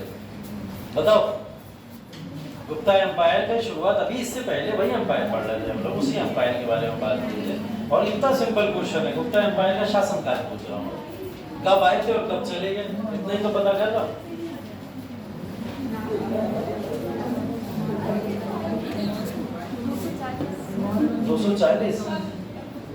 240 AD में आए थे।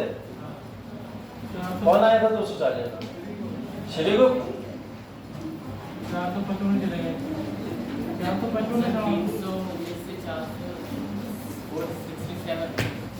455 तक तो अप्रोक्स मान के चलते, हाँ 55 ही बोलते हैं, 55 कर लीजिए, ठीक है।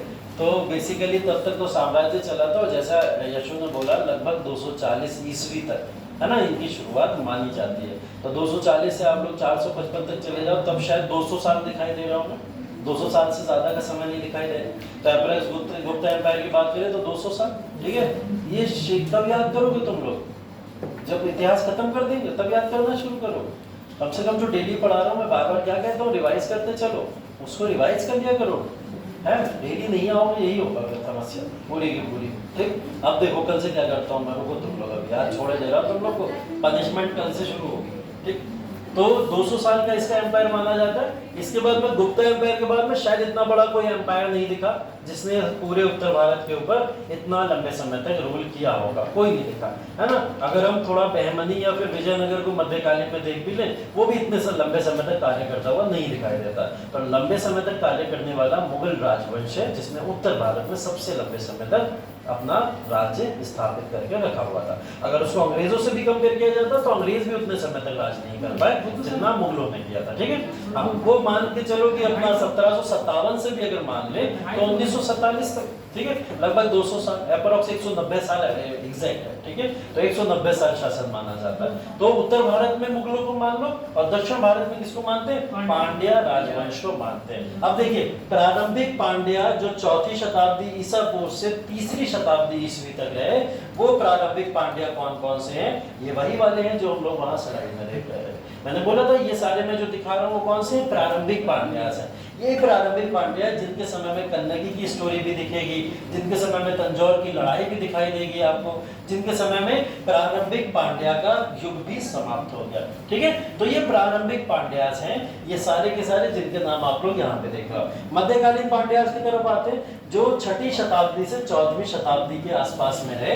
ये राजवंश जो है कह सकते हो आप ऐतिहासिक तौर पर इसके बारे में कहीं ना कहीं रिटन है, और इसमें कुछ राजवंश के शासक जो इंपॉर्टेंट है वो यहाँ मेंशन किए हुए मैंने, जिसमें एक नाम है कंडुगन। ठीक है, कंडुगन पांड्य राज्य के जो सेकंड जो कहीं ना कहीं मध्यकालीन पांड्य राज्य उसके बहुत इंपॉर्टेंट राजाओं में से। ठीक है, कंडुगन इसलिए इंपॉर्टेंट भी थे क्योंकि ये बेसिकली तमिल राजवंशों के ऊपर अपनी जीत भी पूरी तरीके से घोषित करते हैं। तमिल राजवंशों की जब बात कर रहे हैं तो चेरा, पांड्यास या फिर और उस समय में चालुक्य वंश या फिर प्रतिहार वंश या राष्ट्रकूट, कोई भी राजवंश अगर उसमें रहे थे तो उन सब में सबसे प्रभावी तौर पर इन्होंने सभी राजवंशों को हटा के पांड्य राजवंश की शुरुआत की थी। तो आपसे पूछा जाएगा मध्यकालीन में सबसे प्रतापी राजा कौन थे पांड्य राजवंशों में, तो कंडुगन थे। ठीक है, उसके बाद में अग्निकुलमणि। ठीक है, अग्निकुलमणि बेसिकली ये इसलिए इंपॉर्टेंट है क्योंकि इन्होंने तमिल के साहित्य को फिर से उजागर किया था। तमिल का साहित्य कौन सा साहित्य? वही जो आज आप पट्टू पढ़ रहे हो, है ना, शिलापति ग्रम पढ़ रहे हो। ठीक है, ये सारे मणिमेगलाई पढ़ रहे हो, ये सारे के सारे जो साहित्य हैं ये खो चुके थे। इन सबको वापस से लाने वाला कौन व्यक्ति है? वो व्यक्ति है अग्निकुलमणि। ठीक है, तो अग्निकुलमणि ने इस समय में ये साहित्य आपके सामने ला के रखा, इसलिए इनको एक इंपॉर्टेंट शासक के तौर पर जाना जाता है। ठीक है, इसके बाद में ये शासक तो हो गए आपके दक्षिण भारत के अंदर पांड्य राजवंश के उत्तर के शासक। उसी में एक दक्षिण के शासक भी थे। दक्षिण के शासक के तौर पर कोरकाई के पांड्य बोला जाता था। उन्हें क्या बोला जाता था? कोरकाई के पांड्य। पांड्य राजवंश दो वर्गों में विभाजित था।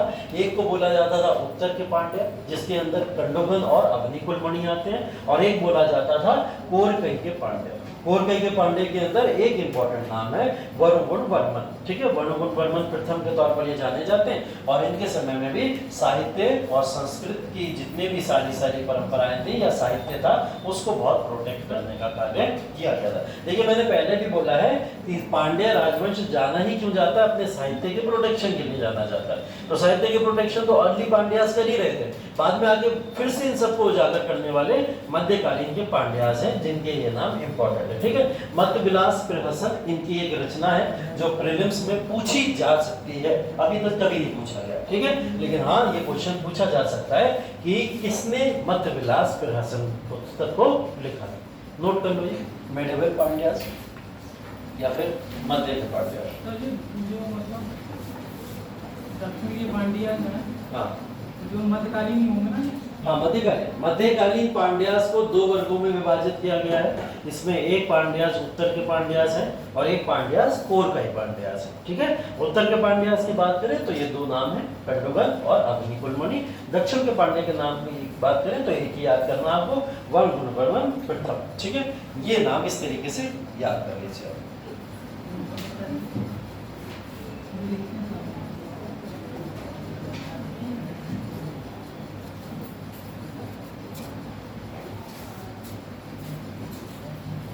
ठीक है, और इन राजवंशों की जैसे समाप्ति हुई और जैसे ये समाप्ति की तरफ बढ़े, इन राजवंशों की समाप्ति के बाद में लगभग चालुक्य या पल्लव वगैरह ये राजवंश के कुछ लोग धीरे धीरे आके दक्षिण भारत के ऊपर अपना राज्य स्थापित करने में लग गए। ठीक है, तो ये जो राजवंश है चालुक्य या पल्लव राजवंश, इन राजवंशों के बारे में भी हमें चर्चा करनी है, क्योंकि अभी हमने उत्तर गुप्ता काल थोड़ा छोड़ा हुआ है, वो भी नहीं पढ़ा था अभी, और उत्तर मौर्य काल भी थोड़ा छोटा हुआ है। तो ये दो चैप्टर हमारे अभी प्रॉपर तरीके से छूटे हुए हैं। इन दोनों चैप्टर को हमें पढ़ना है। ठीक है, हो सकता है सैटरडे में मैं इसका क्लास लूँ, क्योंकि कल से आपका एक नया टॉपिक शुरू हो रहा है। कौन सा?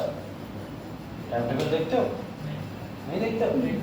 नहीं देखते हो? कौन सा टॉपिक शुरू हो रहा है बता? हैं? नहीं देखते मतलब कल से हो रहा है वर्ल्ड हिस्ट्री शुरू आपका। ठीक है, विश्व इतिहास शुरू हो रहा है, और आज आपका एंशिएंट यहीं पे समाप्त हो जाएगा। विश्व इतिहास बहुत इंपॉर्टेंट मेंस के लिए जो है आपका। ठीक है, और अब उससे रिलेटेड क्वेश्चन प्रीलिम्स में भी आते हैं। ठीक है, तो दोनों के लिए इंपॉर्टेंट बन जाता है, बात करेंगे उसके बारे में। फिलहाल तभी आज इसको समाप्त करने में लगे हुए हैं हम लोग। तो ये क्रोनोलॉजी जो है बेसिकली नोट कर लीजिए। ठीक है, पांड्या से रिलेटेड ये क्रोनोलॉजी। ठीक, इसके बाद में 14वीं से लेकर 16वीं शताब्दी तक ये लेटर पांड्यास जो है, जिनको हम लोग परवर्ती पांड्यास कहते हैं, इनमें दो इंपॉर्टेंट नाम ये भी नोट कर लीजिए, जटावर्मन सुंदर पांड्या। ठीक है, इनका बारे में इंपॉर्टेंट ये है कि इन्होंने चोल और होयसल राजवंशों के साथ में युद्ध लड़े थे। ठीक है, चोल और होयसल राजवंशों के साथ में युद्ध लड़े थे और इन युद्धों के अंदर ये पराजित हुए थे, जिसकी वजह से धीरे धीरे डिक्लाइनेशन होना शुरू हो गया। ठीक है, दूसरा नाम कुलशेखर पांड्यान का नोट कर लीजिए। ठीक है, इनके समय में माना जाता है कि जो पांड्यन शक्ति कहीं ना कहीं सुंदर पांड्यन के समय में डिक्लाइन की तरफ जा रही थी, वापस से आके इन्होंने पुनरुत्थान कर दिया। ठीक है, और इन्होंने कुलशेखर पांड्यन ने वापस से इसका पुनरुत्थान करके पांड्यन या फिर पांड्या डायनेस्टी के अंदर फिर से एक नई जान फूंक दी थी। ठीक, तो पांड्या डायनेस्टी लगभग यहाँ समाप्त हो जाती है, आप जिनके बारे में हमें तक पढ़ना है।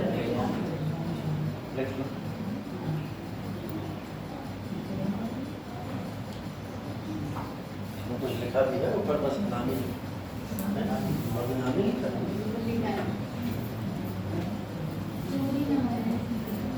अच्छा, चोरी हो भी जाएगी तो इतने अच्छे नोट पे वापस करें, ऊपर का पेज फाड़ देगा।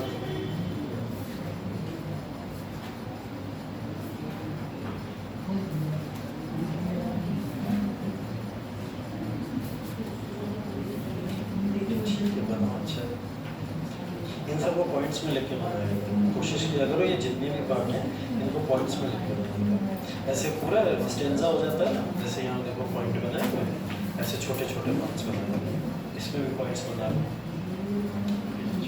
डिवीजन होता है अपने हाथ से। लिख लिया? अरे अभी भी एक सेकंड हो गया, एक सेकंड। चलो अब देखिए, लगभग हम लोग साउथ इंडिया की पूरी हिस्ट्री को पढ़ रहे हैं। साउथ इंडिया के अंदर फिर से एक बार देख लीजिए आप, हम लोग जिन वंशों की बात कर रहे थे, चेरा वंश, चोला वंश और पांड्या वंश, इन तीन राजवंशों की बात कर रहे थे, जिसके अंदर श्रीलंका के ऊपर भी अधिकार साउथ इंडिया के अंदर देखा गया है कि वहां तक लोग पहुंच चुके थे। ठीक है, अब यहाँ के प्रशासन और प्रशासनिक व्यवस्था को थोड़ा सा समझ लेते हैं, क्योंकि इससे रिलेटेड भी एक आध क्वेश्चन कभी कभार आपसे पूछ लिया जाता है। यहाँ के प्रशासन की बात करें तो जैसा कि हम लोग हर जगह पढ़ते हैं, मोनार्किकल ऑर्डर एक चलता है, जब राजा राजवंश रहता है तो वहां पे भी, यहाँ पे भी क्या चल रहा है, एक राजतंत्र चल रहा है। ठीक है, राजतंत्र का मतलब राजा का शासन। ठीक है, राजा यहाँ पे राज किया करता था और उसके अंडर में एक मिनिस्ट्री रहती थी, मंत्री परिषद रहता था, और वो मंत्री परिषद भारत के उत्तर इलाकों में तो अलग नाम से जाने जाते थे, लेकिन दक्षिण इलाके में उनके नाम बदल जाते हैं, तभी वहां का नाम याद करना आपके लिए इंपॉर्टेंट हो जाता है। अब इनके मंत्रिमंडल जो थे बेसिकली, उसमें 5 परिषदें थी और इन परिषदों को इन नामों से जाना जाता है। ये नाम आप लोग नोट कर लीजिए, इंपॉर्टेंट है। जैसे एक पद होता था मंत्री का, उसको बोला जाता था अम्मेचार। ठीक है, मंत्री के पद को क्या बोला जाता था, अम्मेचार। अब आपसे बोल देगा अम्मेचार क्या था, ठीक है, ये क्वेश्चन प्रीलिम्स में शायद आ जाए, तो आपको बताना पड़ेगा कि अम्मेचार एक पोस्ट थी मंत्री की, जो उस समय में संगम काल के अंतर्गत प्रशासनिक तौर पर देखी जाती थी। राजा के बाद सबसे इंपॉर्टेंट जो प्लेस रहता था वो समय में पुरोहित और मंत्री का ही रहा करता था। ठीक है, पुरोहित को तो पुरोहितार ही बोला जाता था, तो आप उससे जज कर सकते हो कि पुरोहित को पुरोहितार बोला जाता है। दूत को दुतार बोला जाता था, इसे भी आप जज कर सकते हो। ठीक है, और सेनापति को सेनापतिहार बोला जाता था, ये भी कहीं ना कहीं आप इससे भी जज करोगे कि सेनापति इसका नाम था। लेकिन गुप्तचर जो था उसका नाम था औरगार। ठीक है, गुप्तचर को बोला जाता था औरगार, औरगार गुप्तचर का नाम था। तो गुप्तचर और मंत्री, अम्मेचार और औरगार, ये 2 नाम आपको याद करने हैं यहाँ पे मंत्री परिषद में।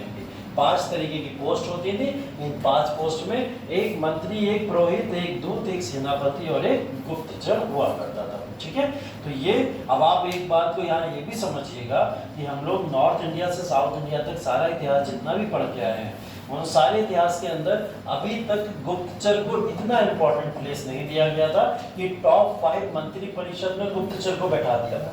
कोई कितनी भी राजा जासूसी कराता हो अपनी जनता की, लेकिन उसने कभी भी मंत्री परिषद में गुप्तचर को नहीं बैठाया था।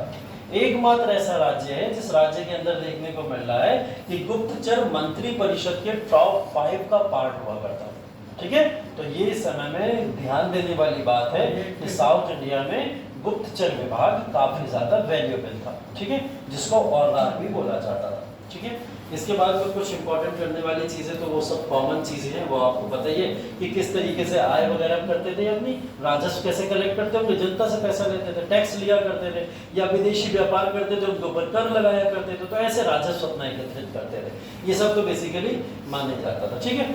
इसके अलावा संगम सोसाइटी की अगर थोड़ी बहुत बात करें, ठीक, तो बोला गया है यहाँ पर एक ग्रंथ है, साउथ में एक ग्रंथ है पुरुनानरू, जिसको नाम दिया जाता है। पुरुनानरू एक ग्रंथ है जिस ग्रंथ को 4 वर्गों में विभाजित किया गया है, ठीक है। अभी इसका भी हम लोग एक्सप्लेनेशन करते हैं। पहले इसका सबसे इंपॉर्टेंट ग्रंथ कौन सा माना गया? पुरुनानरू इनका एक इंपॉर्टेंट ग्रंथ माना गया है, जिस ग्रंथ के अंदर 4 वर्गीकरण दिए गए। एक का नाम तुड़ियन है, एक का नाम पाड़न है, और एक का नाम पड़ियन है, और एक का नाम कड़म्बन है, ठीक है। है ना, तो उससे आप लोग याद कर लो कि ऐसे ही धार्मिक ग्रंथों के 4 क्लासिफिकेशन उस समय किए गए।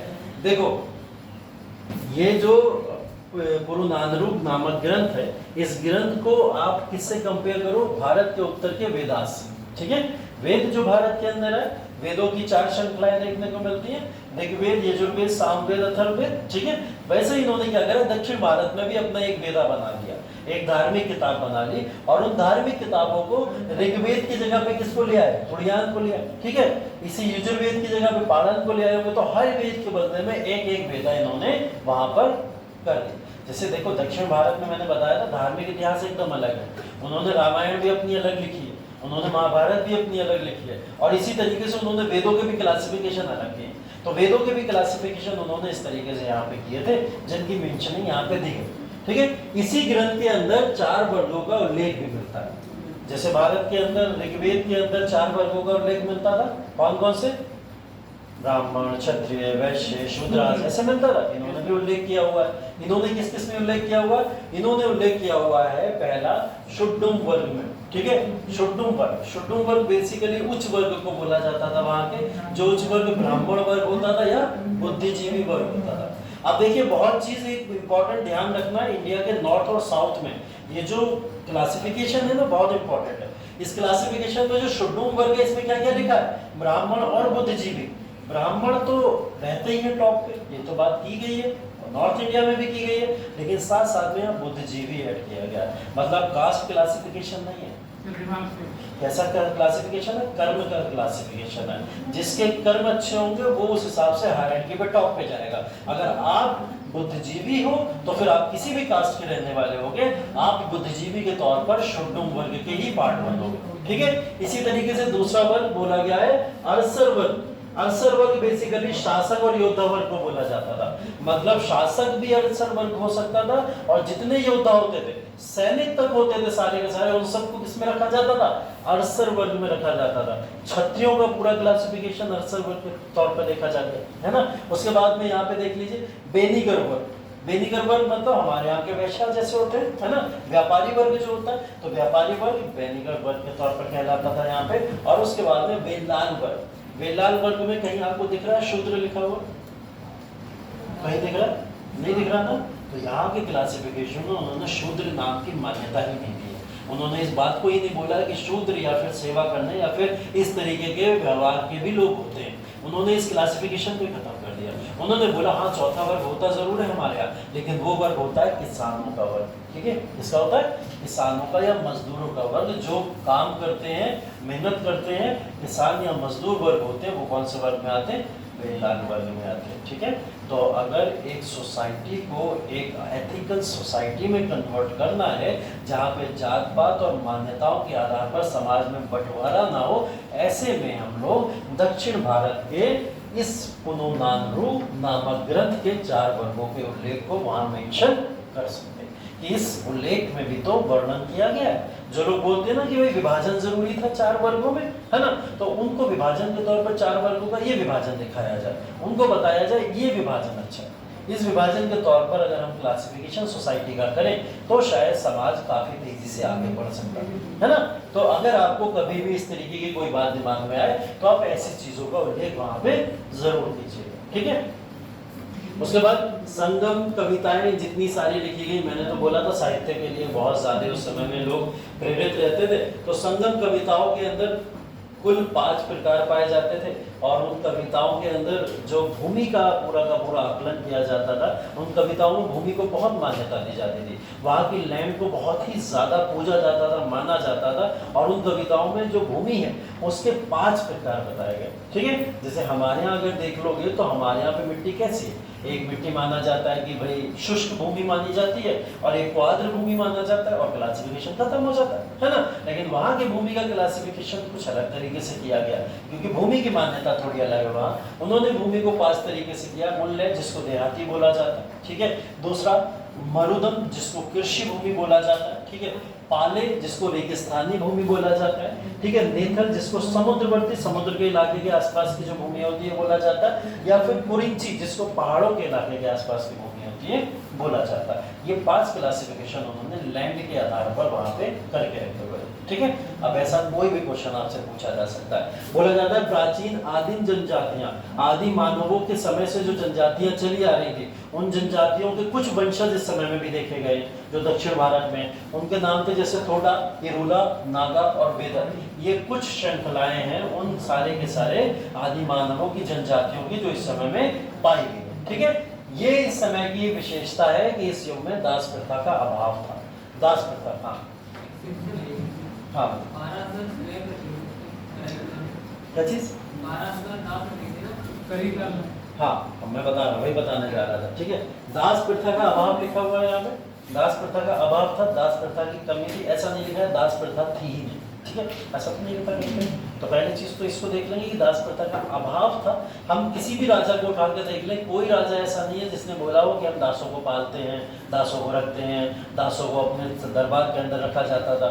करिकला सिर्फ एक व्यक्ति था जिसने 12,000 दासों को पाल के रखा हुआ था। तो एक शासक के तौर पर हम ये तो नहीं कह सकते प्रथा का प्रचलन था, है ना। प्रचलन तो नहीं था, एक का शौक था, उन्होंने पाल के रखा होगा अपने दरबार के अंदर। तो ये प्रचलन के तौर पर नहीं थी, इसलिए क्या बोला जा रहा है, दास प्रथा का अभाव यहाँ पे देखने को मिलता है, ठीक है। कलिकला एक एक्सेप्शन है जिसने इस समय में यहाँ देखा था। महिलाओं की स्थिति की बात कीजिए, महिलाओं की स्थिति को हर जगह यहाँ पे डिस्कस किया जाता है। कोई भी अंपायर, कोई भी साम्राज्य हो, उस साम्राज्य के अंदर महिलाओं की स्थिति कैसी लगी थी वो जानना भी बहुत जरूरी होता है। तो आपको ये तो समझ गया होगा कि पूरी तरीके से पुरुष प्रधान चल रहा है, ये पूरा का पूरा साम्राज्य पुरुष प्रधानता के ऊपर पूरी तरीके से ध्यान दिया करते थे, ठीक है। लेकिन ऐसा नहीं है कि महिलाओं की स्थिति खराब थी। महिलाओं की स्थिति काफी ज्यादा रोचक भी है और इम्पोर्टेंट भी है। उस समय में महिलाओं को संगम साहित्य के अंदर भी जितना इंपॉर्टेंट प्लेस दिया गया था उतना शायद नॉर्थ इंडिया में भी नहीं दिया गया। कन्नगी नाम देखा आपने, ठीक है, कन्नगी के बारे में। और फिर उसके बाद में मेघमलई में भी सिर्फ महिला के बारे में ही प्रॉपर डिस्कशन, ठीक है। तो अगर संगम साहित्य में देखा जाए तो महिलाओं को लेकर काफी ज्यादा डिस्कशन किया गया है। महिलाओं के बारे में यहाँ पे पूरी तरीके से इंपॉर्टेंट डिस्कशन किया गया। तो महिलाओं को वहां पे वैल्यू दी गई है, पहली चीज। दूसरी चीज अगर देखा जाए तो हम लोग बात करें, अगर ये कुछ चीजें लिखी है कवित्री के तौर पर, इस समय की ये कवित्री थी जो साउथ में कवित्री हुआ करती थी, उनके नाम यहाँ पे कुछ मेंशन किए गए। जैसे हम नॉर्थ में बात करते हैं वैसे साउथ में भी कुछ कवित्री हुई है।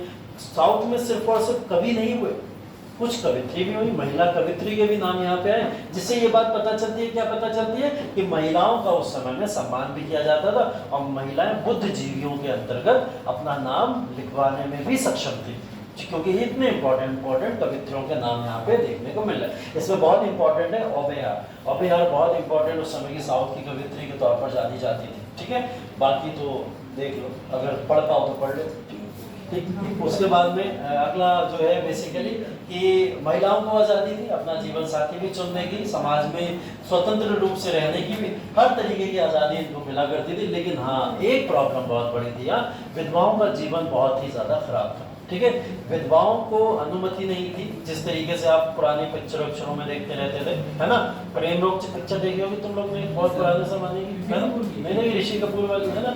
तो कुछ ना कुछ अगर नहीं देखी है तो पुरानी कुछ ना कुछ पिक्चर ऐसी देखी होगी जिसमें एक विधवा महिला है, उसको एक कोठरी में बंद करके रखा जाता है, उसको बाहर जाने की आजादी नहीं होती है, खाना भी उसको थाली सरका के दी जाती है, लो खा लेना, ठीक है। वो सिर्फ जीवित है, सिर्फ जीवित है। तो ऐसी पोजीशन विधवाओं के उस समय में दिखाई गई है यहाँ पे। बाकी विधवाएं ज्यादातर सती कर दिया करती थी, सती प्रथा इस समय में साउथ इंडिया के अंदर भी देखी गई है। तो सती का भी प्रमाण यहाँ पे देखने को मिलता है, ठीक है। हाँ देखो सती प्रथा एक तो चीज होती है कि धर्म का एक पार्ट है ना, धार्मिक अनुष्ठान बोला जाता था। धार्मिक अनुष्ठान कभी फोर्सफुल नहीं होता है। धार्मिक अनुष्ठान क्या होता है कि लोग अपनी मर्जी से स्वतः ही करते हैं। महिलाओं के ऊपर कहा जा सकता था कि महिलाएं सती प्रथा को स्वयं किया करती थी, ठीक है। उनके ऊपर फोर्स तब होता था जब कोई मना करता था, जब कोई कहता था कि इस बारे में कि विधवा को जीने का अधिकार नहीं है, या विधवा के तौर पर अगर कोई रहना चाहता था, उसके ऊपर जब यहाँ पे फोर्स लगाया जाता, नहीं तुम्हें तो अब सती करना ही पड़ेगा, ऐसे में फोर्सफुली भी कहा गया है कहीं कहीं पे। लेकिन साउथ इंडिया के अंदर ज्यादातर जो है वो स्वतः ही वाला जीवन देखा गया है कि वो जौहर क्या, जौहर के अंदर भी कोई फोर्सफुली उनके ऊपर किया जा रहा है। जौहर देखो, जौहर और सती में डिफरेंस ये है, जौहर के अंदर जो मेन इंपॉर्टेंट शासक है, उस शासक की वजह से सिर्फ उनकी वाइफ नहीं, उस दरबार की सभी महिलाएं आत्महत्या कर लेती थी, ठीक है। सती प्रथा में हाँ, जैसे पद्मावती में आप लोग ने देखा होगा, सती प्रथा में सिर्फ हस्बैंड की डेथ होने पे उसकी वाइफ ही यहाँ पर अग्नि में चली जाती है। ये दो एग्जाम्पल अलग अलग है। सती प्रथा एक कहीं ना कहीं कह सकते हो सुहाग के लिए की गई प्रथा है ना, और जो जौहर प्रथा है वो साम्राज्य के लिए की गई प्रथा है, ठीक है। दोनों में डिफरेंस। धर्म की बात करें, ये लोग अपने संगम काल में सबसे प्रमुख देवता मुरुगन को मानते, ठीक है। मुरुगन सबसे इंपॉर्टेंट देवता थे इस समय में, जिनको तमिल भगवान के तौर पर भी माना जाता है, ठीक है। तो मुरुगन दक्षिण भारत में आज के समय में भी बहुत इंपॉर्टेंट देवता है, और उस समय में तो कुछ ज्यादा ही, ठीक है। बाद में धीरे धीरे ये संप्रदाय के तौर पर विभाजन होता चला गया। किसी ने बोला वैष्णव संप्रदाय, किसी ने बोला शैविज्म, है ना। तो शैव धर्म और वैष्णव में बंटवारा हो गया, दक्षिण का ही बंटवारा है शैव और वैष्णव वाला, ठीक है। तो मुरुगन लेकिन सबसे इंपॉर्टेंट शासक के तौर पर उस समय माना जाते थे। लेकिन उस समय में कुछ और देवता भी जो संगम काल के बाद में माने गए, उसमें जैसे विष्णु का नाम भी आता है, इंद्र का नाम भी आता है, कृष्ण का नाम भी आता है, ठीक है। और साथ ही साथ में वरुण और कौरवई का भी नाम आता है। ये इंपॉर्टेंट देवता हैं सारे के सारे जो उस समय में पूजे जाते थे, ठीक है। तो इन देवताओं के नाम भी आप लोग को याद रखना है, ठीक है। संगम काल में बेसिकली प्रॉपर तरीके से बौद्ध धर्म और जैन धर्म का भी प्रचार प्रसार दिखाई देता है। क्यों दिखाई देता है? क्योंकि आपको चंद्रगुप्त मौर्य भी याद हो, ठीक है। चंद्रगुप्त मौर्य ने यहीं पे जाके अपनी पूरी तरीके से बोल दिया था कि हम प्राण त्याग देंगे, है ना, और जैनिज्म को प्रमोट करने की कोशिश की थी। बुद्धिज्म के भी लोगों की बात करें तो अशोका ने भी अपने कुछ अनुयायियों को भेजा था जो वहाँ पे साउथ इंडिया के अंदर प्रमोट करके आए थे। तो बुद्धिज्म, जैनिज्म और हिंदुइज्म सभी चीज़ों की यहाँ पे इंपॉर्टेंट चीज़ें दिखाई देती। अर्थव्यवस्था, कृषि के ऊपर लोग ज़्यादा निर्भर रहते थे और व्यवसाय भी लोग यहाँ पे किया करते थे, ठीक है। तो कृषि, व्यवसाय या व्यापार ये सब चीज़ें होती थी। हस्तकला में बुनाई होती थी यहाँ पे, साउथ के अंदर बुनाई पे लोग ध्यान देते थे। धातु के काम में बढ़ईगिरी समझते हो, लकड़ी का काम जो होता है कारपेंटर वाला, बढ़ईगिरी होती थी। जहाज निर्माण और मोतियों का भी होता था, यहाँ पे मोतियों का भी कारोबार किया जाता था, जहाज का निर्माण भी होता था। पत्थरों तथा हाथी दांत का उपयोग करके आभूषण बनाए जाते थे। ये सब यहाँ के अर्थव्यवस्था के तौर पर लोग अपने आप के जीवन को जीने के लिए ये सब कार्य किया करते थे, ठीक है। बस और क्या बचा, सूती रेशमी कपड़े वगैरह ये सब चीजें थी। बाकी व्यापार तो मैंने आपको बता ही दिया कि इनका व्यापार रोमन एम्पायर के साथ में हुआ करता था या ग्रीक एम्पायर के साथ में। और अंत धीरे धीरे इनका जिस तरीके से दिखाई देता है कि संगम काल का अंत तो अगर माना जाए तो 3री शताब्दी में ही हो गया। लेकिन साउथ इंडिया के अंदर अगर चेरास पांड्यास को देखा जाए तो वो 1200 से 1400 ईस्वी तक अपने साम्राज्य को जैसे तैसे खींचते हुए चले, ठीक है। तो ये एम्पायर यहीं तक था, ठीक है। इस एम्पायर को यहीं तक रखते खत्म। साउथ इंडिया के बाद में लगभग पूरा प्राचीन इतिहास खत्म हो गया। देखिए 3 से 4 टॉपिक बचे हुए। 3 से 4 टॉपिक में एक टॉपिक हमारा हमने उत्तर गुप्ता काल और उत्तर मौर्य काल, इन दोनों को कवर करना है। और एक टॉपिक आपका बचा है वैदिक साम्राज्य वाला, वैदिक जो एरिया था पूरा का पूरा वैदिक राज था, जो शायद बीच में कुछ क्लासेस का डिस्टर्बेंस हुआ था उसकी वजह से छूट गया था, ठीक है। तो ये 3-4 टॉपिक बचे, इन सबको हम लोग एक्स्ट्रा क्लासेस में खत्म करेंगे। जैसे सैटरडे को एक्स्ट्रा क्लास आपके होते हैं, अगर सैटरडे को एक्स्ट्रा क्लास हुआ तो उसमें खत्म करेंगे। सैटरडे को जो लोग टेस्ट पूछ रहे थे वो डिस्कस कर लीजिएगा, अभी बार बात कर लीजिएगा। कोई भी जाएगा नहीं अभी, ठीक है, 5 मिनट तक। हाँ चलो ठीक है।